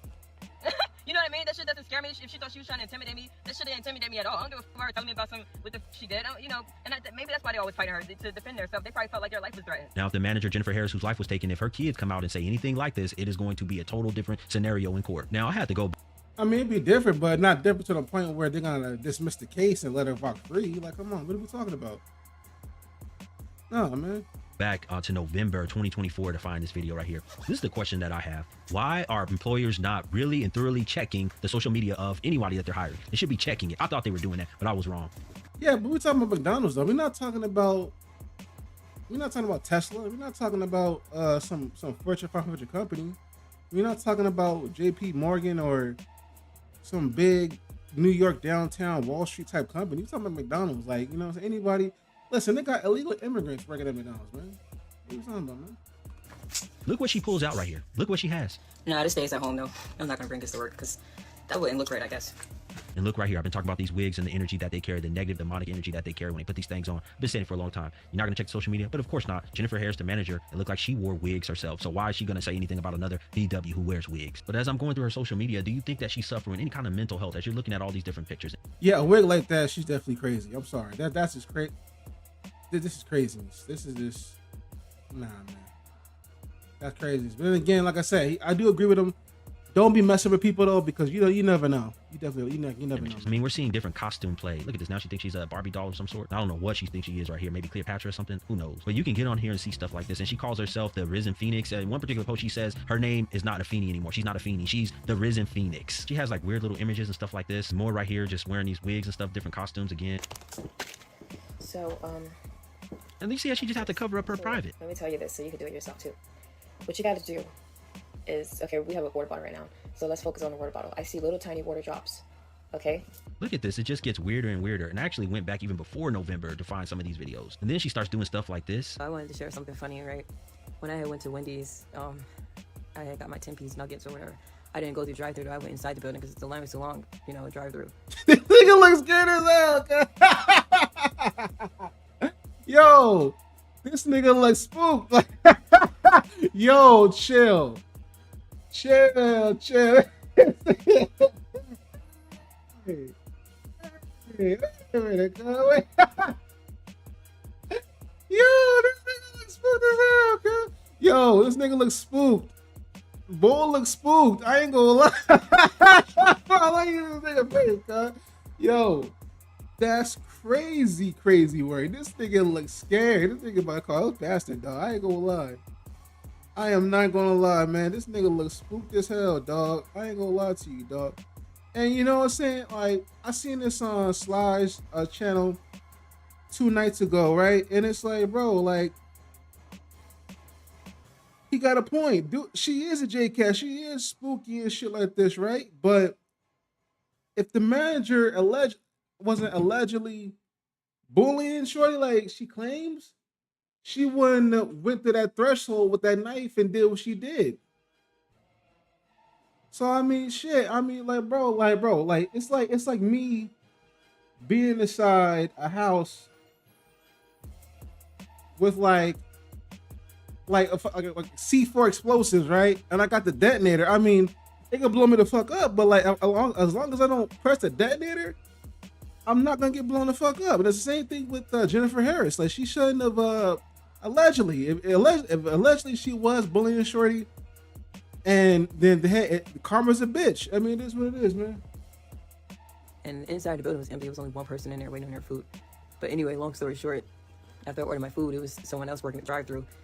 This nigga's having an anxiety attack. Look at this thing. I'm sorry, this thing crazy. Yo, this nigga having an anxiety attack. Just look at that shorty. Like he was like, that's funny. I'm sorry. These orders or whatever. Sorry. I'm playing my Mozart. Just that kind of mood today. I'm sorry. This nigga is super spooked. Look at this. Look at this. This is crazy. As video after video of stuff like this. Like, what is this? A cake that says death with? He's doing these videos and stuff in her underwear and things. Just, it's wild. It's crazy. I'm a bird. I gotta have my worms. See, and I just think this stuff is strange like this when they be, I told you, these wigs, just, especially these bright colored wigs and things, just dressing up in different costumes. You know, I thought y'all was work friends and then y'all, you know, talk or go out sometimes. Y'all don't have each other's social media. And, you know, this would be crazy if the manager at the McDonald's had her social media and was seeing all this type of stuff. Look at this. Like, this is just so strange. What? But again, we're talking about McDonald's though, man. We're not talking about like a publicly traded company who's on the like, come on, we're talking about McDonald's, my nigga. I don't even think Walmart checks your profiles and shit like that. I'm pretty sure if I worked at Amazon. If I worked at Amazon, they ain't checking my socials like that. What is she? I'm a rainbow in the dark and the night, folks, and I can show you video after video of stuff like this. Just look at this. I was wrongfully treated today at work. I was literally physically tapped on a lot of times. My name kept getting called. I was doing a great job. I kept getting sabotaged, tempted, so my button can get pressed and I can go out of character. So although I went out of character, all I could say was stop talking to me. That's all I could say. Stop talking to me. And to walk into my space, still bothering me, and I said, get away from me. This nigga heart rate is right. Yo, I'm sorry. This nigga is looking spooked as hell. I ain't gonna lie to you, dog. Please get out of my space if you don't mind. I can't talk right now, and you still continue to touch me. That made me very unhappy because I know that I'm a great person, and I know I won't be tolerating that. Listen, her attorneys are going to use this right here in her defense. This is what I was getting at. So since I mean, okay, they're gonna drop her from life to 60 years. She's still gonna take an L, my nigga. I'm sorry. She's still gonna be getting out when she's 60, 70 years old, my niggas. Chill. They decided to. And if she don't go to prison, she's gonna be at an institute somewhere eating applesauce, watching reruns of Seinfeld, my nigga. bully me, let the universe show them what's next. Because it wasn't right, and there will be hell to pay for that. Especially if she can prove that she was on any type of medication. And this was a very weird video I saw. She's holding a dead bird, right? That she picked up at a park somewhere. I don't know how or why. I don't know what she did to it, whatever, or she just found it like this. Very, very strange. You gotta listen to this right here, though. I'm sitting at this park right now. I had to talk to my neighbor Wayne again and like clear up everything with him because how I said how like he always like look at me a certain way or something, and I told him that like I don't want to have sex. I told him that, you know, sometimes he would give me something to eat or something if I didn't make anyone on Instacart. But I told him like I don't want him thinking that that I owe him that just because he do that for me. Sometimes I want him to think that I owe him sex. After I told him that, it's like he's been crying and crying and telling me he think I use him, dismissing everything that I do for him and did for him, dismissing the fact that he had this condition that he's been going through for a long time and nobody can help him but me. I helped him get through it, and I cook, and you know I don't have a lot of money, but I still make money at work. But you know I don't have a car right now. I'm still working to get in a car, and he feels like I owe him sex, and now he's mad and crying and trying to make me feel guilty. I'm gonna be okay, but I should have known. I'm playing my peaceful music so I don't have to listen to you doing this, and you're interrupting my music, calling my phone. Please leave me alone. Stop.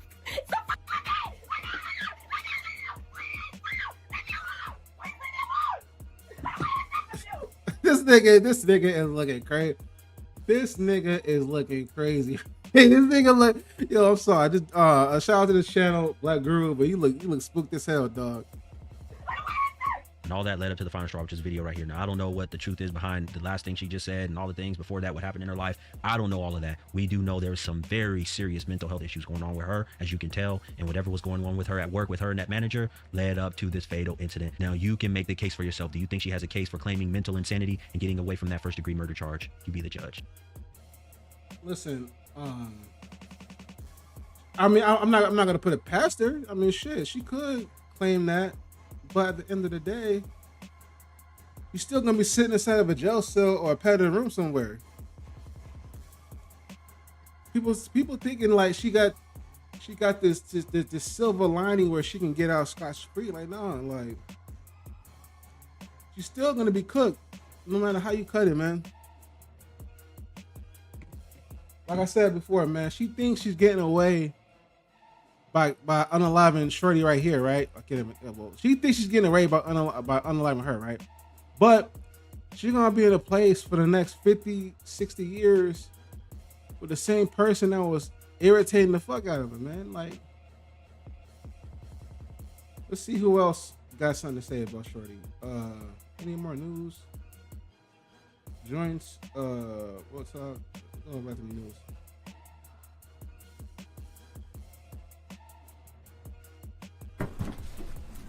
Detective Showers, please approach for the swear to. Please raise your right hand. Do you swear that the information being provided is true and accurate to the best of your information, knowledge, and belief, subject to penalties of perjury? I do. Put your hand down. With regard to the defendant, Afeni Muhammad, please set forth the factual basis for the warrant request. Yes, Your Honor. 7/10/25, McDonald's employee Afeni Muhammad stabbed McDonald's manager Jennifer Harris multiple times with a kitchen knife at the McDonald's restaurant at 179219 Mile. Harris was not armed at the time and died of her injuries. Prior to the stabbing, Muhammad was sent home by Harris for not performing her work duties and told Harris, "I'll be back." Muhammad was arrested on scene and the knife was recovered. Muhammad admitted that she intended to kill Harris and stated that after she was sent home, she drove to a nearby park, decided to come back and stab Harris with a knife that she had inside of her vehicle. When Muhammad returned to stab Harris, she entered the back entrance with a hood mask over her face in an attempt to conceal her identity and attempted to flee the scene after the stabbing, but was stopped by an armed customer. Oh damn, she's probably gonna go to Cuba somewhere after doing what she did. That's crazy. And you know what's crazy? Her name is Afeni. Wait, I think Afeni is Tupac's mom, not cousin. I don't know, but Tupac had an aunt or something that fled to Cuba after unaliving a cop out in New Jersey. But yeah, that's crazy. She thought she was gonna get away with that shit. So she might be batshit crazy. And the requested charges are murder in the first degree, count 2, dangerous weapon carrying with unlawful intent, and there's a habitual second notice offense. Is that correct? That is correct, Your Honor. The warrant is being signed, and we can proceed to arraignment. Thank you, Your Honor. Calling file number 25354, People versus Afeni Badu Muhammad. Counsel, appearances for the record, please. Good afternoon, Your Honor. Sean Hazel, on behalf of the people. Thank you very much, Your Honor. Please, this honorable court, may I confer on behalf of Ms. Muhammad, who does appear to be soon. Your name, please, ma'am? Afeni Muhammad. Very good. You're here today for arraignment on the charges of murder in the first degree, premeditated, count 2, carrying a weapon with unlawful intent, and habitual second notice. Mr. Licata, how does your client wish to proceed? Thank you very much, Your Honor. At this time, my client is asking the court to hear not guilty plea and is matter set for a probable cause. Not guilty? Shorty did that shit in broad daylight. What are you talking about? You're not guilty. Preliminary exam. I have advised my client of her rights. Maybe she's claiming not guilty on the fact that she claim insanity and blame her illness on doing what she did. I don't know, but that's just crazy. The charges against her and the potential penalties, we are ready to proceed on those grounds. Very good. Ma'am, do you understand the nature of the charges against you to your satisfaction after talking to your attorney? Yes.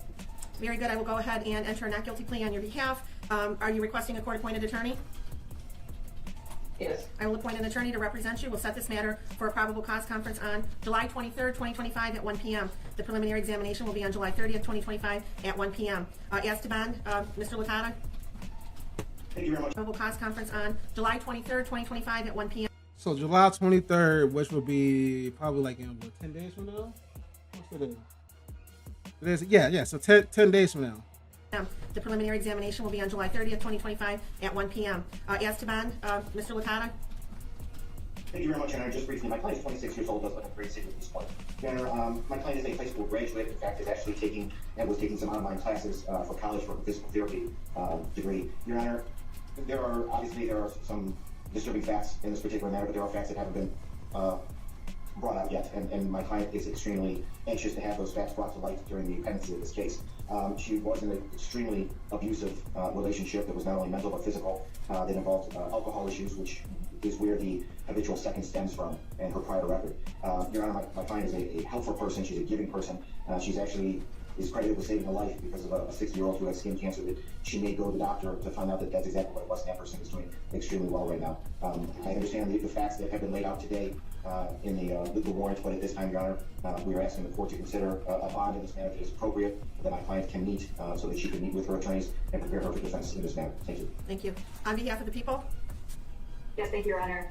Pursuant to court rule, the court is well within its authority to grant no bond involving any case involving murder. In this case, we are requesting no bond for this defendant. Also provided within the court rules are certain factors for this court to consider when determining whether to grant any bond at all. In this case, we're requesting no bond for any case. First of all, the court can consider whether or not this defendant is a threat to the community. She entered a public building with other individuals, other employees that were present. She produced a weapon that was a knife longer than 3 inches, and she stabbed the victim multiple times, up to possibly as many as 15 times, eventually causing her death. There were other employees that were present at the time, some of which attempted to help the victim after the stabbing occurred. That alone is enough to show that there is a threat to the community. She then ran from the building to her vehicle, presumably with the intent to flee from the scene. She was stopped by a helpful bystander. You're also able to consider the likelihood of conviction in this case, given the facts as laid out by Detective Showers and the information that the prosecutors have reviewed in order to charge this defendant. There is a very high likelihood of conviction. And then finally, the defendant does have a prior instance of at least one that I'm aware that involved a stabbing, similar obviously to the stabbing that occurred in this case involving a knife. So given all of those factors, and given the fact that this court does have authority to give no bond to defendants charged with murder, I am asking at this time for no bond in this case. Thank you, counsel. The court has reviewed the charges and the circumstances surrounding this case. The defendant is facing various serious charges, including murder in the first degree, which is one of the most serious criminal offenses in our state, carrying penalties up to life without parole. Additionally, carrying a dangerous weapon with unlawful intent further underscores defendant's potential threat to public safety. Defendant has a prior criminal record out of Virginia for malicious wounding. It was actually felony malicious wounding that was reduced to unlawful bodily injury concerning a stabbing, and that is what gives rise to the habitual second. And in determining bond, the court must look to the factors outlined in Michigan Court Rule 6.106. Number one, the seriousness of the offense and the danger posed to the community. The charges here involved a violent crime with a weapon, indicating a substantial risk to the public. The court finds there is a significant threat to public safety, and therefore the bond must reflect that risk. Number two, the weight of the evidence against the defendant. While the evidence is not fully before us and the defendant is cloaked with the presumption of innocence, the nature of the charges along with the prior criminal history suggests that there's substantial evidence against the defendant. Defendant's criminal history: the defendant has a violent criminal past. The history supports the court's concern that the defendant may engage in further violent conduct if she is released. The defendant's ties to the community: while the defendant is relatively young at 26 years of age, there's no indication that she has any significant stabilizing ties to the community that would ensure her return for court appearances. Without these ties, the court is concerned about the likelihood of flight. Number five, defendant's risk of fleeing or failing to appear. Due to the severity of the charges and the habitual offender status, it makes the defendant a high risk for flight. The court finds that this factor weighs heavily in favor of a high bond amount. Substance abuse or mental treatment: although there are no reports at this time suggesting that the defendant suffers from mental health or substance abuse issues that would mitigate the risks posed by defendant's release, the court is, after considering all of these factors, going to be setting bond at $25 million, cash surety only, with conditions. If the defendant is able to meet those conditions, she must be on a GPS steel cuff tether.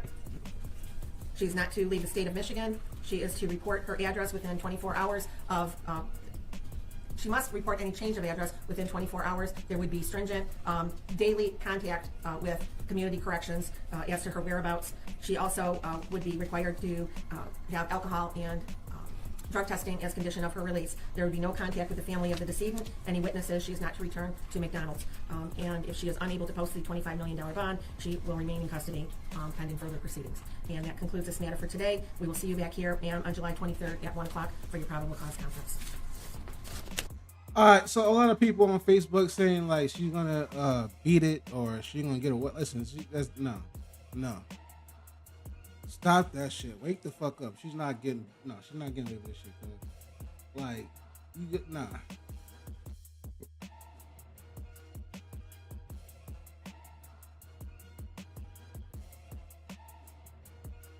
So I see who else got All American Crime. Local. So I see who else is speaking on this right now. What's up with this? Yo, man, that's crazy. I just heard about a chick in East Point, Michigan that is accused of stabbing and killing her McDonald's manager. Can you imagine going to jail for life over some damn McDonald's job? So apparently this chick, Afeni, had been having issues with her manager. She was even posting on Instagram about it. She basically got sent home maybe like twice in like a 3-day period or something like that. And so I guess she got sent home again on Thursday for the third time. In some of the Instagram posts, she was talking about the manager being a bully and the manager talking about, personal life and, like she was trying to intimidate the employees or whatnot. But this Afeni Muhammad chick wasn't having it. After getting sent home on Thursday, she was pissed. She had the knife in her car. She had something to cover her face. And eventually she just decided to come back in there with a knife. And she went after that manager. They say she stabbed her at least like 15 times and she ended up dying. And so this woman, Afeni, is being held on $25 million bond. And what's crazy is that she had an incident about 3 or 4 years ago, like 2022, where she stabbed somebody and she got a 4-year suspended sentence and she got a year of probation, man. So if they would have punished her properly for that crime that she committed back then, this incident probably never would have happened. But she just facing life in prison if convicted. And I just couldn't imagine being in that situation, especially over a little job that probably doesn't even pay, more than like $10 or something, man. Like if you're having issues at work, you're better off just getting on Indeed and finding something new. Yeah, I agree. You know what I'm saying? Listen. My two remedies for this type of situation for this is remedy one, going to corporate and letting them know like, hey, this lady here has been harassing me and also harassing other coworkers, threatening people, talking about how she be pulling guns on her own kids and stuff like that, and getting a lawyer and going that route. Or remedy two, quitting and finding another damn job. Like, bro, listen. I'm not saying quit your job and get another job in the same. No. What I'm saying is there's other jobs out there. She could have went to Jack in the Box, Taco Bell, or something like that and got another job. But like I said, like learning more about Shorty, yeah, man, she needs help. And like I said, but a public defender, I don't know if she. Like I said, man, she got a public defender on top of that too. So like, most likely, she could probably plead insanity. She could get away with that, but then again, at the same time, you're still gonna be doing like some serious time. So maybe an institution, maybe a hospital might be her best bet. But yeah, man, we're gonna move on to something else. And then we're gonna hop on Resident Evil. So let's go ahead and hop on the Derrick Lewis fight. Cause I missed it. I was trying to watch it at work last night, but I got to work late. So we're gonna go ahead and see if we can watch this fight. We're gonna mute it too because I'm not trying to get boomed, but we're gonna see what's up though.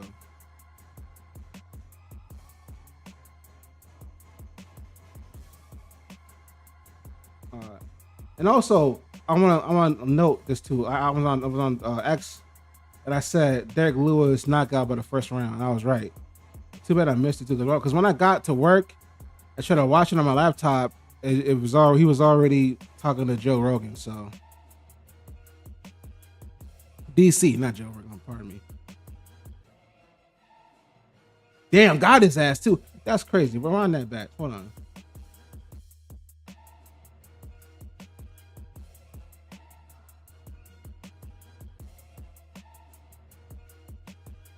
And like within the first 25 seconds, got him out of there.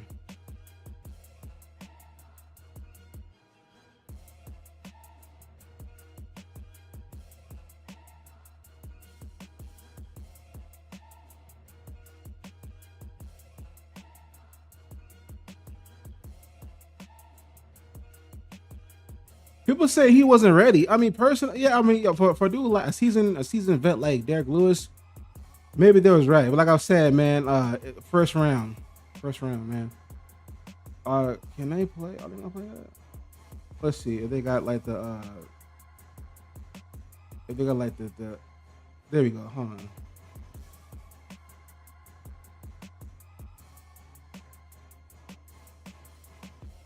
Referee Jason Herzog has called a stop to this contest at 35 seconds of the very first round. Declaring the winner by TKO, Derrick the Black Beast Lewis. I never seen a UFC fighter taking a phone call at the end of a match like this. This is crazy. But if you're the president, I mean, shit, you might be able to do shit like that. And look at his wife. His wife is built good too. Shit.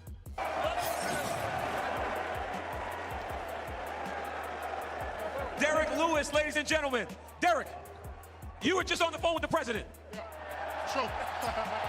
That's crazy. USA in his hole. Fuck what they talking about. Derrick, the knockout king. You got him again. Then you go off to the side and you lift your leg and mark your territory. Why did you do that to the side of his corner? They've been talking all week, man. Shit, all week. I can't speak Portuguese, but I know for sure they was talking. All right, Derrick, let's take a look at another knockout. He got you in the eye, or were you faking? Because when he went close, you got him with the left hook that dropped him, then you jumped right on him. Listen, he grabbed the cage to pull himself up off the ground. So I don't know. That's a whole ass move right there. I know I had his I was hitting my leg and everything. You are constantly doing this inside the octagon. We talked earlier in the week. You said you thought it was too soon for this kid to be in this spot. Did that give you confidence coming into this fight, knowing that he would be a bit overwhelmed with the moment? I just knew he'd been fighting tomato cans his whole career. So I appreciate UFC to help your boy out. And also, I need some more of them text cab drives they got in Brazil for my next fight. I know the boys trying to ride a limo. Don't get it on me. Derrick, back in the win column, extending your record for most knockouts in UFC history. What do you want next, my friend? I've been gone for 2 weeks, so I want my wife next. It's gonna be a lot of ground and pounding. Ground and pounding. She know what it is. Find that. Ladies and gentlemen, give it up for the beast, Derrick Lewis. So let's see. With us live now, Derrick Lewis, the big winner tonight. After the celebration, we were saying here on set, Derrick, that phone call better be from the president, and indeed it was. What did he say to you? It's some things in work right now I can't tell you. Are we talking about maybe a White House card appearance for Derrick Lewis? Nah, it's actually classified. He told me not to tell you. Okay, all right, I hear you. So tell me this now, though. I'm sure the president would be okay with you telling us who you indeed want next. Besides your wife, who do you want next? That's all I can think about right now. But besides her, the Walter guy, since he called me, I want him Walter. What his name is, the Dominican dude that say he's not black, he's Dominican. You talking about Walter Walker? Who fought tonight and won by heel hook? No. Waldo Cortez. Oh, Waldo Cortez. Walter. He said as well. Gotcha. You want Waldo. Where's Waldo? Okay. Derrick, man, you're usually fun as hell to watch in your post-fight interviews and your celebrations, but this one felt even a little bit more exciting for you. Was there like a chip on your shoulder because of kind of people writing you off? They bring in a guy with just one fight. They put him in a main event against you. He's an undefeated dude. Everyone's talking about how good he is and how dangerous he is. He's talking he's going to finish you in the first round. Was there an extra chip on your shoulder for this fight? Yes, for sure, because I can't believe I was an underdog against a guy like that. You know, I've been in this sport for a long time, even though, you know, I had a couple of injuries or some things that came up lately, but I still shouldn't have been an underdog. And plus, they was talking trash all week. Yeah. Did you pull out your cheeks? Did you actually moon the crowd at one point? There's a rumor out there. They didn't show it on camera, I don't think. Well, that's what they wanted, and they paid me for it. Look, they throwing money at me. $2. $2. I would say I'm a $2 you know what, but can't say it on TV. What a gentleman. Derrick, Alan Joban here. Hey, you said in the post-fight interview that you were happy to get that knockout because they were talking trash all week. Were they saying things to you? I know you said they were speaking Portuguese, but was there bad blood during fight week? It was, because my coach had got into it with their coach also. Yeah, it was bad blood, and I didn't like how the guy was smiling all in my face also at the weigh-ins. He was just talking trash, that's all. He was a tall guy. You've obviously knocked out other tall guys before, Alexander Volkov late in a round. 25 years old. It seemed to me like he was surprised at how fast you could cover the distance.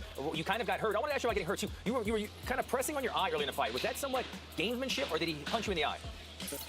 It was all gamesmanship. I was trying to get him to come closer. You're trying to bait him. He was a little bit too far for the first time. We were all watching that, and we thought the same thing. Yeah. He wouldn't have believed you if you pretended you had a bellyache this time. So you had to go the eye. This guy, he's a master at just lowering people to sleep. Yeah.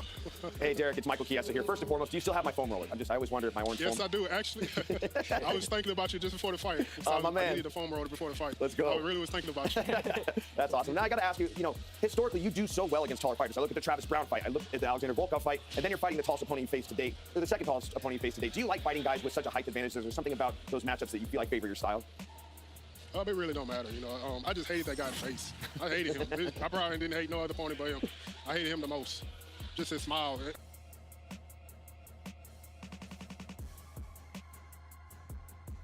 UFC Fighters director Derrick Lewis beating Edison Teixeira. Oh, actually, wait a minute. That's the wrong one. Sorry, guys. Hold on.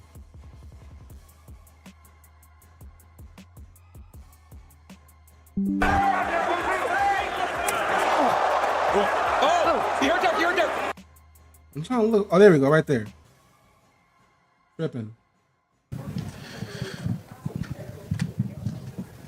Well, Derrick, I feel like that's probably about a perfect night's work as you can have. Would you agree? Yes, for sure. Did you know the fight was going to be like that? Like he's going to come out aggressive, you were going to meet him in the middle and both go for it? No, I don't want that. Man, Diet Coke, give me a regular Coke.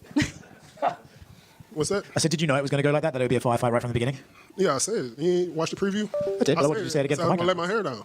Yeah, right. First minute of the fight. That's what I did. And when did you know you wanted to speak to President Trump?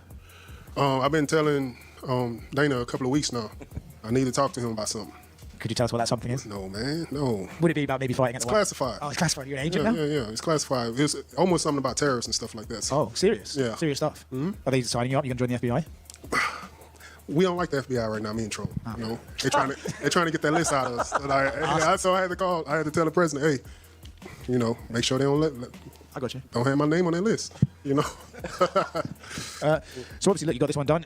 Dana was in here and he says you're never too far away from a title shot, right? Just because your name value, the fights you put on, and stuff like that. Is that something you would like to start climbing towards? Or are you happy just fighting these young up-and-comers and getting your seemingly easy win? Seemingly easy win? He was the king of the taxi cab drivers in Brazil. Man. Wow. But no, I don't want an easy fighting like that. I want, of course I would like to do one more run at the title. That'd be good. Last one for me. What does your wife think when you announce on TV that you're going to make love to her after the fight? How you feel, babe? Thumbs up. Hey, over here. Hey. Hello. Congratulations on your He win. gave you that Diet Coke? It's gross, but it's okay. I know, right? I couldn't find the regular Coke either. Congratulations on your win. As always, you look amazing out there. I'm kind of taking turns and not talking about the fight. I more so want to talk about your coach with you, who you've been with for 15 years, and he's coming up on his 100th win. How has it been training with Bob Perez? Oh, it's been great. whenever I feel nervous or whatever, all I can do is just listen to his voice, and he's not going to steer me wrong. Every time I didn't listen to him, things didn't go as planned. Yeah. Once my coach tell me, okay, if you do this and then do that before the fight and do this in the fight, I guarantee you're going to get your hand raised, and that's what happened. Yeah, and I think the biggest part of being a fighter is having that coach who, no matter what, win, lose, is at your side. And I did an interview with him a couple of days ago and did nothing but talk great about you, being a great fighter that he's been with for so long, where I'm sure you're grateful to have him as a coach, obviously. Just kind of get your aspect on how it's been being with the coach for so long and through your whole UFC career with now your 20th win and being the knockout king. If you know anything about MMA fighting, period, you would know it's a lot of coaches out there that's in it for themselves. And I feel like with Crew Bob, it's not like that. He really cares about me. So that's the reason why I would never turn my back on him. He's gonna always be by my side. Yeah, absolutely. Cannot wait to see you back in the cage again. Congratulations. Octagon. They said they don't like y'all using cage. It's my first time. I'm sorry. It's all right. You'll learn. It's all right. Derrick, down here on your right. Congrats on the win. Can you kind of take me through what you saw in that? I don't want to say play on that moment where you caught him with that left hand. I was acting like something was in my eye, and I was waiting for him to get a little closer. He didn't get close enough. If he really did that, that's a veteran ass move. If he really try to pick an injury just to get a dub, I ain't gonna hold it against him, man. The first time, so I really was trying to sell it, make it seem like he had got me in my eye pretty good, and shit, that's what happened. I caught him. Yeah. Then I noticed he was trying to pull himself up on the cage. I'm like, man, come on, man. Then he had me hit my own leg. I'm trying to knock my own leg out of socket. Yeah, so it was messed up. Did you expect the ref to come in and stop it right there? Yes, I expect the ref. The ref should have been stopping because he went in and out a couple of times. It was like before he even started grabbing the cage. So yeah. When you threw that left hand, did you know if it connected that it was going to send him down? I know if I throw anything at anybody, no matter what it is, I know that it's going to go down. Yeah. And last question I got for you. You said ahead of the fight you planned on celebrating down on Broadway. You got any concrete plans for what you're going to be doing next? Shit, I don't know. If I'm keep messing with y'all, I ain't going to celebrate nothing. Well, hey, man, enjoy. The fight been over with like an hour ago, right? Hey, Derrick, congratulations, man. You did what you said that you were planning to do. Talk to us just about that. I mean, once again, Derrick Lewis delivers. And also you got out there in the first round, which I know that's what you wanted to do as well. Yeah. You said it. Perfect. That's awesome. what I wanted. There you go. Where would you rank tonight's post-game ceremony, post-fight ceremony, throwing the stuff out? Where would you rank that compared to your previous ones? I'm probably number one just because the president that called me, we started talking about business, and I told him, wait till I get to the White House, we could really talk. Yeah, it was pretty cool to have the president talk to me, What about the, throwing stuff into the crowd and just the overall reaction? I mean, people are going absolutely wild for you, man, and well-deserved. I mean, let's go. Yeah, for sure. That was the first time a lot of people wanted my cup, so that was pretty cool. They got value in it. It's smoking. You seen the smoke come off it when I threw it? Like a flare. Yeah. Awesome. Congrats, man. Derrick, how does it feel when you come out in a city like this and hear that kind of atmosphere inside the stadium, all for you, getting behind you to support you? Oh, that's crazy. Shit, it was too loud, huh? Yeah. I think they got louder than Houston crowd, so it was pretty cool. Maybe because they're probably all drunk, It's right down the street, Broadway? Yep. Yeah, I've been here for 2 weeks, and I've been watching everybody else stumble around. Everybody keep twisting their ankle for some reason. I've seen a lot of cast people with boots on their leg. They get drunk like that out here? Oh, yeah, all day, every day. Shit, we need to wrap this up, right?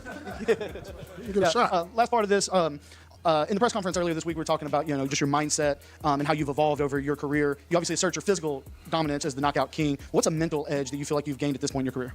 The mental edge is that knowing that I trained my butt off, I believe just about every fight that I had, that I lost, it was because I just got tired. That's all it was. And that trust me, I have my wife will tell you that I hate those losses because I know I was better than those guys, and that I know it will never happen again. So the last few fights on my contract, I believe that I'm going to defeat it. I'd be excited to see it. Let's party after this, man. Thank you. All right, let's go ahead now. Shout out to the viral way. I don't know what's going on. Let's see what's going on. Man. He said, "Hey man, you can't cut no diamond, nigga. I don't know if y'all know that. You can't. You got to use a laser type special device. You can't just get a blade. You can't cut no diamond, man. Say you're a diamond in this motherfucker. Me shine bright, so you feel me? Blood of a slave, heart of a king. We've been told you niggas.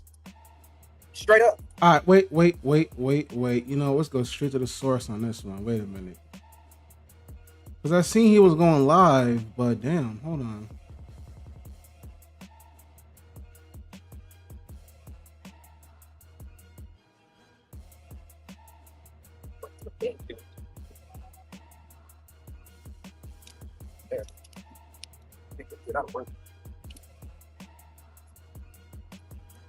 Hey man, so why I see the video of the boy Whack 100 lying his ass off?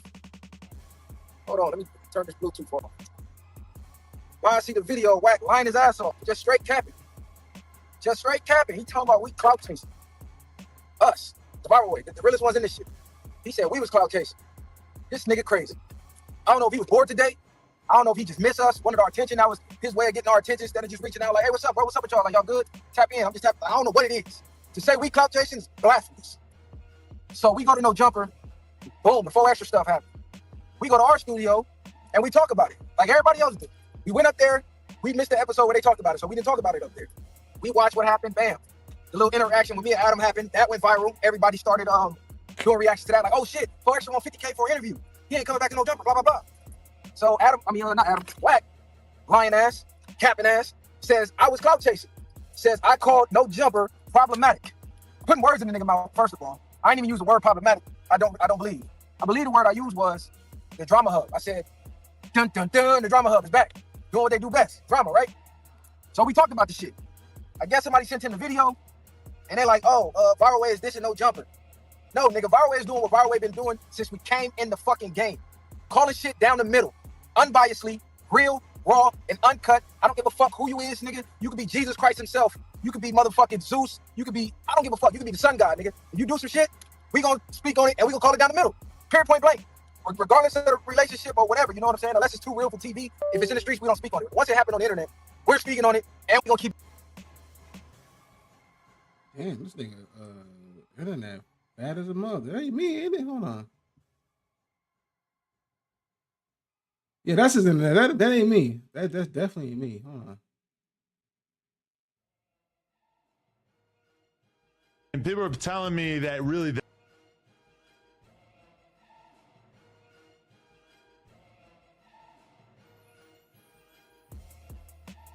Ooh, that nigga internet bad as hell. Say we clout. All the videos we ever spoke on No Jumper, they're still up on the page. They're still up on the page. Everything we said, word for word, bar for bar, is still on the fucking page. We're not hiding from what we said. It's there. Everybody at No Jumper is aware of what the fuck we said. We addressed Adam in person about the things we said, and that's that. Now we locked in, and we be up there. That is what it is, cuz. We be doing content. But to say we clout chasing, like, bro, if you don't get the fuck up out of here, Wack.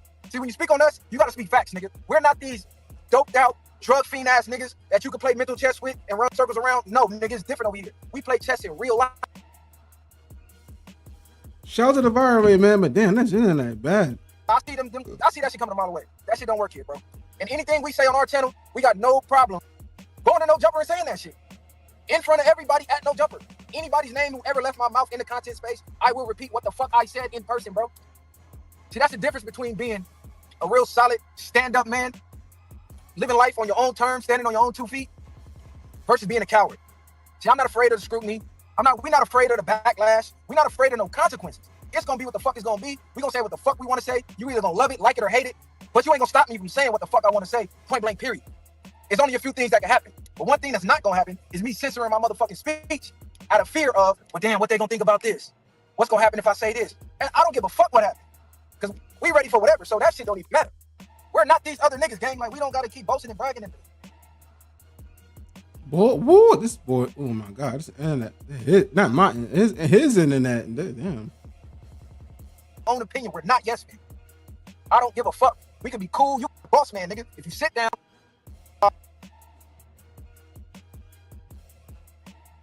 everybody know that. Everybody in this shit know that. Respect it or check it, nigga, period. And it ain't no checking, it's just gonna be an altercation. That's just what it is. See, these other niggas be scared. These other niggas be, oh man, the fans might not like me if I disagree. So these niggas be glazing and going with the popular opinion. I'm the one nigga. We the niggas who go up there and be like, nigga, this is what it is. I don't give a fuck who don't like it, nigga. I came in the game the villain. Go watch episode 1, nigga. The villain. Because they hate me for my opinion. I've been telling y'all that shit since day fucking 1. None of this is new. It's new to you because a lot of y'all might be just now getting in tune with us because y'all seeing us more. We get more publicity and whatnot, but the videos are there. That's the one thing I love about content. The evidence is there. You can never delete it. It is there. Go watch episode 1, nigga. The villain because they hate me for my opinion. I'm going to say what the fuck I want to say anywhere I want to say it at. So all that bullshit Wack talking about, hey, bro, don't be going to your podcast in Long Beach and saying what you won't say up at No Jumper. Wack, you can get on the stream. Y'all at Wack. When I in this stream, go at Wack, nigga. Tell that nigga to pull up when we're in the building. He knows when we gonna be there. I told that nigga, this ain't no brick baby shit, nigga. We not finna be avoiding each other at the same building. Cause you know when we there, I go live. Oh, we on the way to No Jumper. So and Adam will love that too. But I think Wack, he's not gonna do all that. He's gonna talk. He's gonna talk shit from his castle, man. He's not gonna show up, unfortunately. Don't act like it's a fucking secret, nigga. You can pull up, get on the stream, and I'm gonna tell you to your motherfucking face the same thing I'm saying on this motherfucking live, nigga. Cause what else gonna happen other than the nigga don't like what I'm saying? And I'm gonna tell the nigga, so what? give a man. Y'all got a shot, cuz on the set. These niggas crazy. If they not in tune, they gonna get in tune.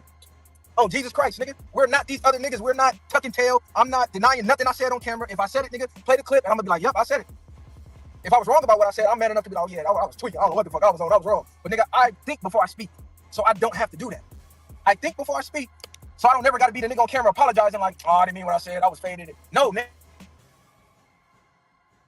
Bro, this nigga's internet crazy. Hold on, y'all. I just got a phone call. They keep fucking up the live. Let me put my shit on Do Not Disturb. But yeah, whack is crazy. Whack, it ain't no clout chasing. We don't gotta chase clout. We are who the fuck we say we are. The content speaks for itself. We never was a clout chase type of platform, period. We never did that. Any clip that went viral with us, it happened organically. Let me ask you guys. You want to die patch with his hair. Jordan is Davis thing to do. Go ahead, I don't care. Okay. It's his hair. And check this out. He talking about, oh, y'all call yourself the viral way, but y'all not living up to the name. Nigga, go watch episode 1. I keep telling you niggas, we more than just content. The viral way was the viral way before a podcast. It has nothing to do with the internet. Also, I want to chime in that too. Like, listen, man, I love these guys' content and everything like that. Like, bro, give them some time. They gonna get there. Like, dude, like just because they say that, like you expect these niggas to have like 5 million followers like from day one. Like, bro, like they gotta build up, man. People will say that is dumb. I'm sorry. Yes, the internet's tied into it now because we have a podcast. But on Insane Crip, nigga, ask about our area, nigga. We the viralist side. The viralist side. Where you think all that shit came from? Where you think all the viral shit in the streets came from? That came from us. Do your history. On the set. The same way Crip Street started in Long Beach. Oh, insane, nigga. Viral, as far as using it, the way it's used in it's used in the streets, came from our side, nigga. Free Filthy Pack. On the set. On F's, what'd he say? Yeah, Free Filthy Pack, nigga. Ask about that. Nigga. Pack was viral, nigga, back, what, 09, 07? Like, nigga, this new to you niggas. We've been viral in the streets. Because that's how it was being used. It was being used in the streets. When I created the viral way, I said, you know what? I'm gonna transition this shit from the streets to where everybody could use it. When the whole world could use it. Nigga, you could be a square and be viral way. You could be from London and be viral way. You could be a single mother and be viral way. You could be a college graduate and be viral way. I transition that. That's what viral way is. It's a lifestyle. It's not no fucking internet numbers. So y'all tell Whack that shit. Hold on, mom just jumped in the back. Let me cut the camera this way. So y'all tell Whack that shit. The viral way has nothing to do with internet numbers. I let the goofies chase internet numbers and worry about, oh man, my stream did. I don't care about that. Nigga, we viral in real life, fool. Go to my Instagram. You know how many countries I've been to? You know how many states I've been to? And I'll be in Rome in October. The fuck is we talking about? I'll be in Barbados in October. I'm gonna go live from there and show you what the viral way lifestyle really is, though. So yeah, y'all better get into it, man. Y'all be too stuck on the internet. On the set. Oh, where is it? Barcelona. Excuse me. I got confused. I knew it started with a B. I'll be in Rome and Barcelona in October. I just was in Iraq in June. I might sneak Miami in again. I mean, you never know. Oh, Hawaii. I'll be in Hawaii in about 3 weeks. I'll be in Hawaii in about 3 weeks, gang. Like, y'all talking about the internet. I'm talking about it in real life. Real life. Tell Whack 100 that we not these dope fiend ass niggas who up there begging for, oh man, please let me get on the, bro, what are you talking about? They can shut the internet off today. The internet can cease to exist today. I'm still gonna be Mr. Viral, fool. Like, I'm still gonna be living the viral lifestyle. Fuck is y'all talking about? Not Iraq, Chirac. I was in Chirac. I was in Iraq. When I said Iraq, I'm talking about Chicago, fool. Like, I was in Iraq. Oh, I was about to say, what? Nigga, nigga on some fucking special op mission, nigga, damn. Hey, Billy the Kid, you're not gonna do nothing. And keep your threats and all of that. I don't care about none of that, bro. You gotta show me. I ain't from St. Louis, but you can say I'm from the Show Me State because you gotta show me. All the talking and yapping, you gotta show me, bro. Because all I ever hear is this on the internet. Niggas do this. Show me. Show me. Straight up. But Whack 100, you a capping ass nigga, bro. You clout chasing. You got my personal number. You could have called me if you felt we was sneak this and no jumper. Since when do we gotta sneak this? Anybody? See, now I hear when people say, oh, you got my number, you should have called. Listen, man. A nigga like Whack 100, he ain't gonna do that because he's not gonna get no points off of that. He's an entertainer at the end of the day, man. Like I said, man, Whack 100 ain't gonna see you at the joint. He's gonna avoid you, man. He's gonna evade. You better go run the footage back. If we got something to say, I'm gonna say your name and I'm gonna tag you on the post and make sure you see it. So you can't say you didn't see it. Don't ever put sneak this in my name and nothing. Shout out to Corrupt because I'm calling out names. Yeah, Free Filthy Pack. We the real viral side. Everybody else who running around saying viral, you got that from Long Beach, straight up. You got that from Long Beach, straight up. Specifically, you got that. Yeah, I ain't gotta say it. You know what it is. Yeah, that's where you got it from.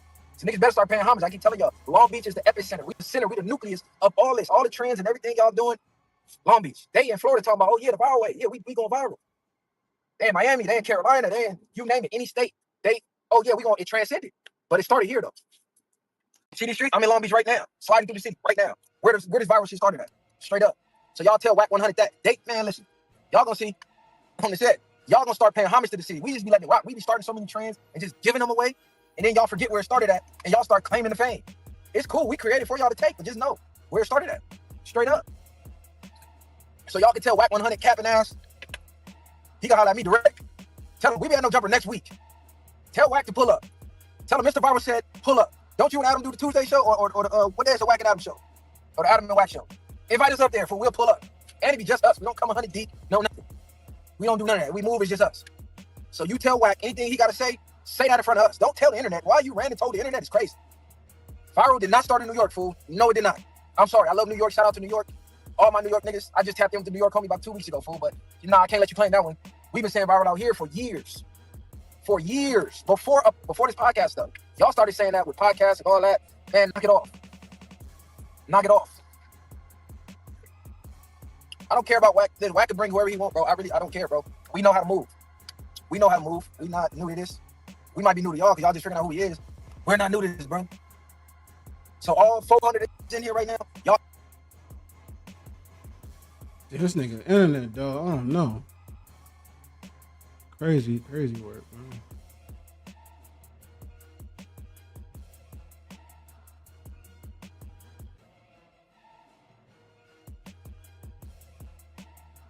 Oh Lord. Okay, you know what? I get the gist. So pretty much Rack 100 doing like what he does. Like I said, I don't think Rack 100 ain't gonna. He's not gonna show up. He's gonna hide his hands. But are we about to transition? We're gonna transition. I can't have a talk today. Damn, I'm stuttering this shit. We're gonna transition into some games, man. I'm trying to make sure I got everything covered before we transition. Yeah, man, King Pill's going live right now, but I ain't trying to watch all that, man. Back, yeah, homie. Funday Avenue, nigga, I'm back, bitch. Where side 40s and I come blue strip, cause that's what I'ma get. Blue strip, that's all I get. Back, yeah, homie. Funday Avenue, nigga, I'm back, bitch. Where side 40s and I come blue strip, cause that's what I'ma get. Blue strip, that's all I get. What the fuck is a blue strip? Yeah,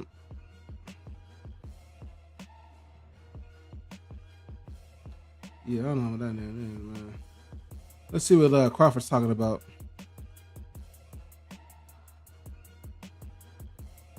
What did you think of Shiraz knocking out Berlanga? Oh, that was a hell of a fight, bro. It's easy to get a guy hurt, but it's great when you finish it. You feel me? The dude had an amazing night over here. He came all the way from the UK, bro, and it was a big win. And Berlanga made some adjustment too. You know, you saw that he came out boxing, but see, the defense, they didn't work enough on the defense, you know what I mean? But he stayed behind the jab, kept his mind in the game. Berlanga showed a lot of improvement, but he took it was devastating night for him, the way he got hurt. So I don't know how he's gonna come back, but we'll see. Just quickly on Shakur Stevenson tonight, they were sent up there, it was a brilliant performance. What did you make of it? I wasn't surprised. I knew he had that in him. I went. Check Tarver's takeout, bro. He did that shit, bro, and he showed the world that he's a pound for pound type of talent. You know, you gotta start comparing him to guys like Pernell Whitaker. You got to start comparing him to guys like Floyd Mayweather because he's going about it the same way. But tonight, he put more of his heart on the line. He stood toe-to-toe with a beast. So it showed that he had a lot more wrinkles to his game. So I would say a complete performance from Shakur Stevenson. Complete. And against Tank next? He should. And it'll be a real challenge for Tank. It'll be a real challenge for Tank, bro. We talking about the silver medalists in the Olympics. Come on now. It's up here, bro. And this right here ain't on the tail of the tape. Tarver's take. All right, bro. Appreciate it. All right, man. I didn't watch the fight, but oh, she even little Woody got a little damn. I didn't know that. Yeah, we're gonna go ahead and transition, man. So give me a second.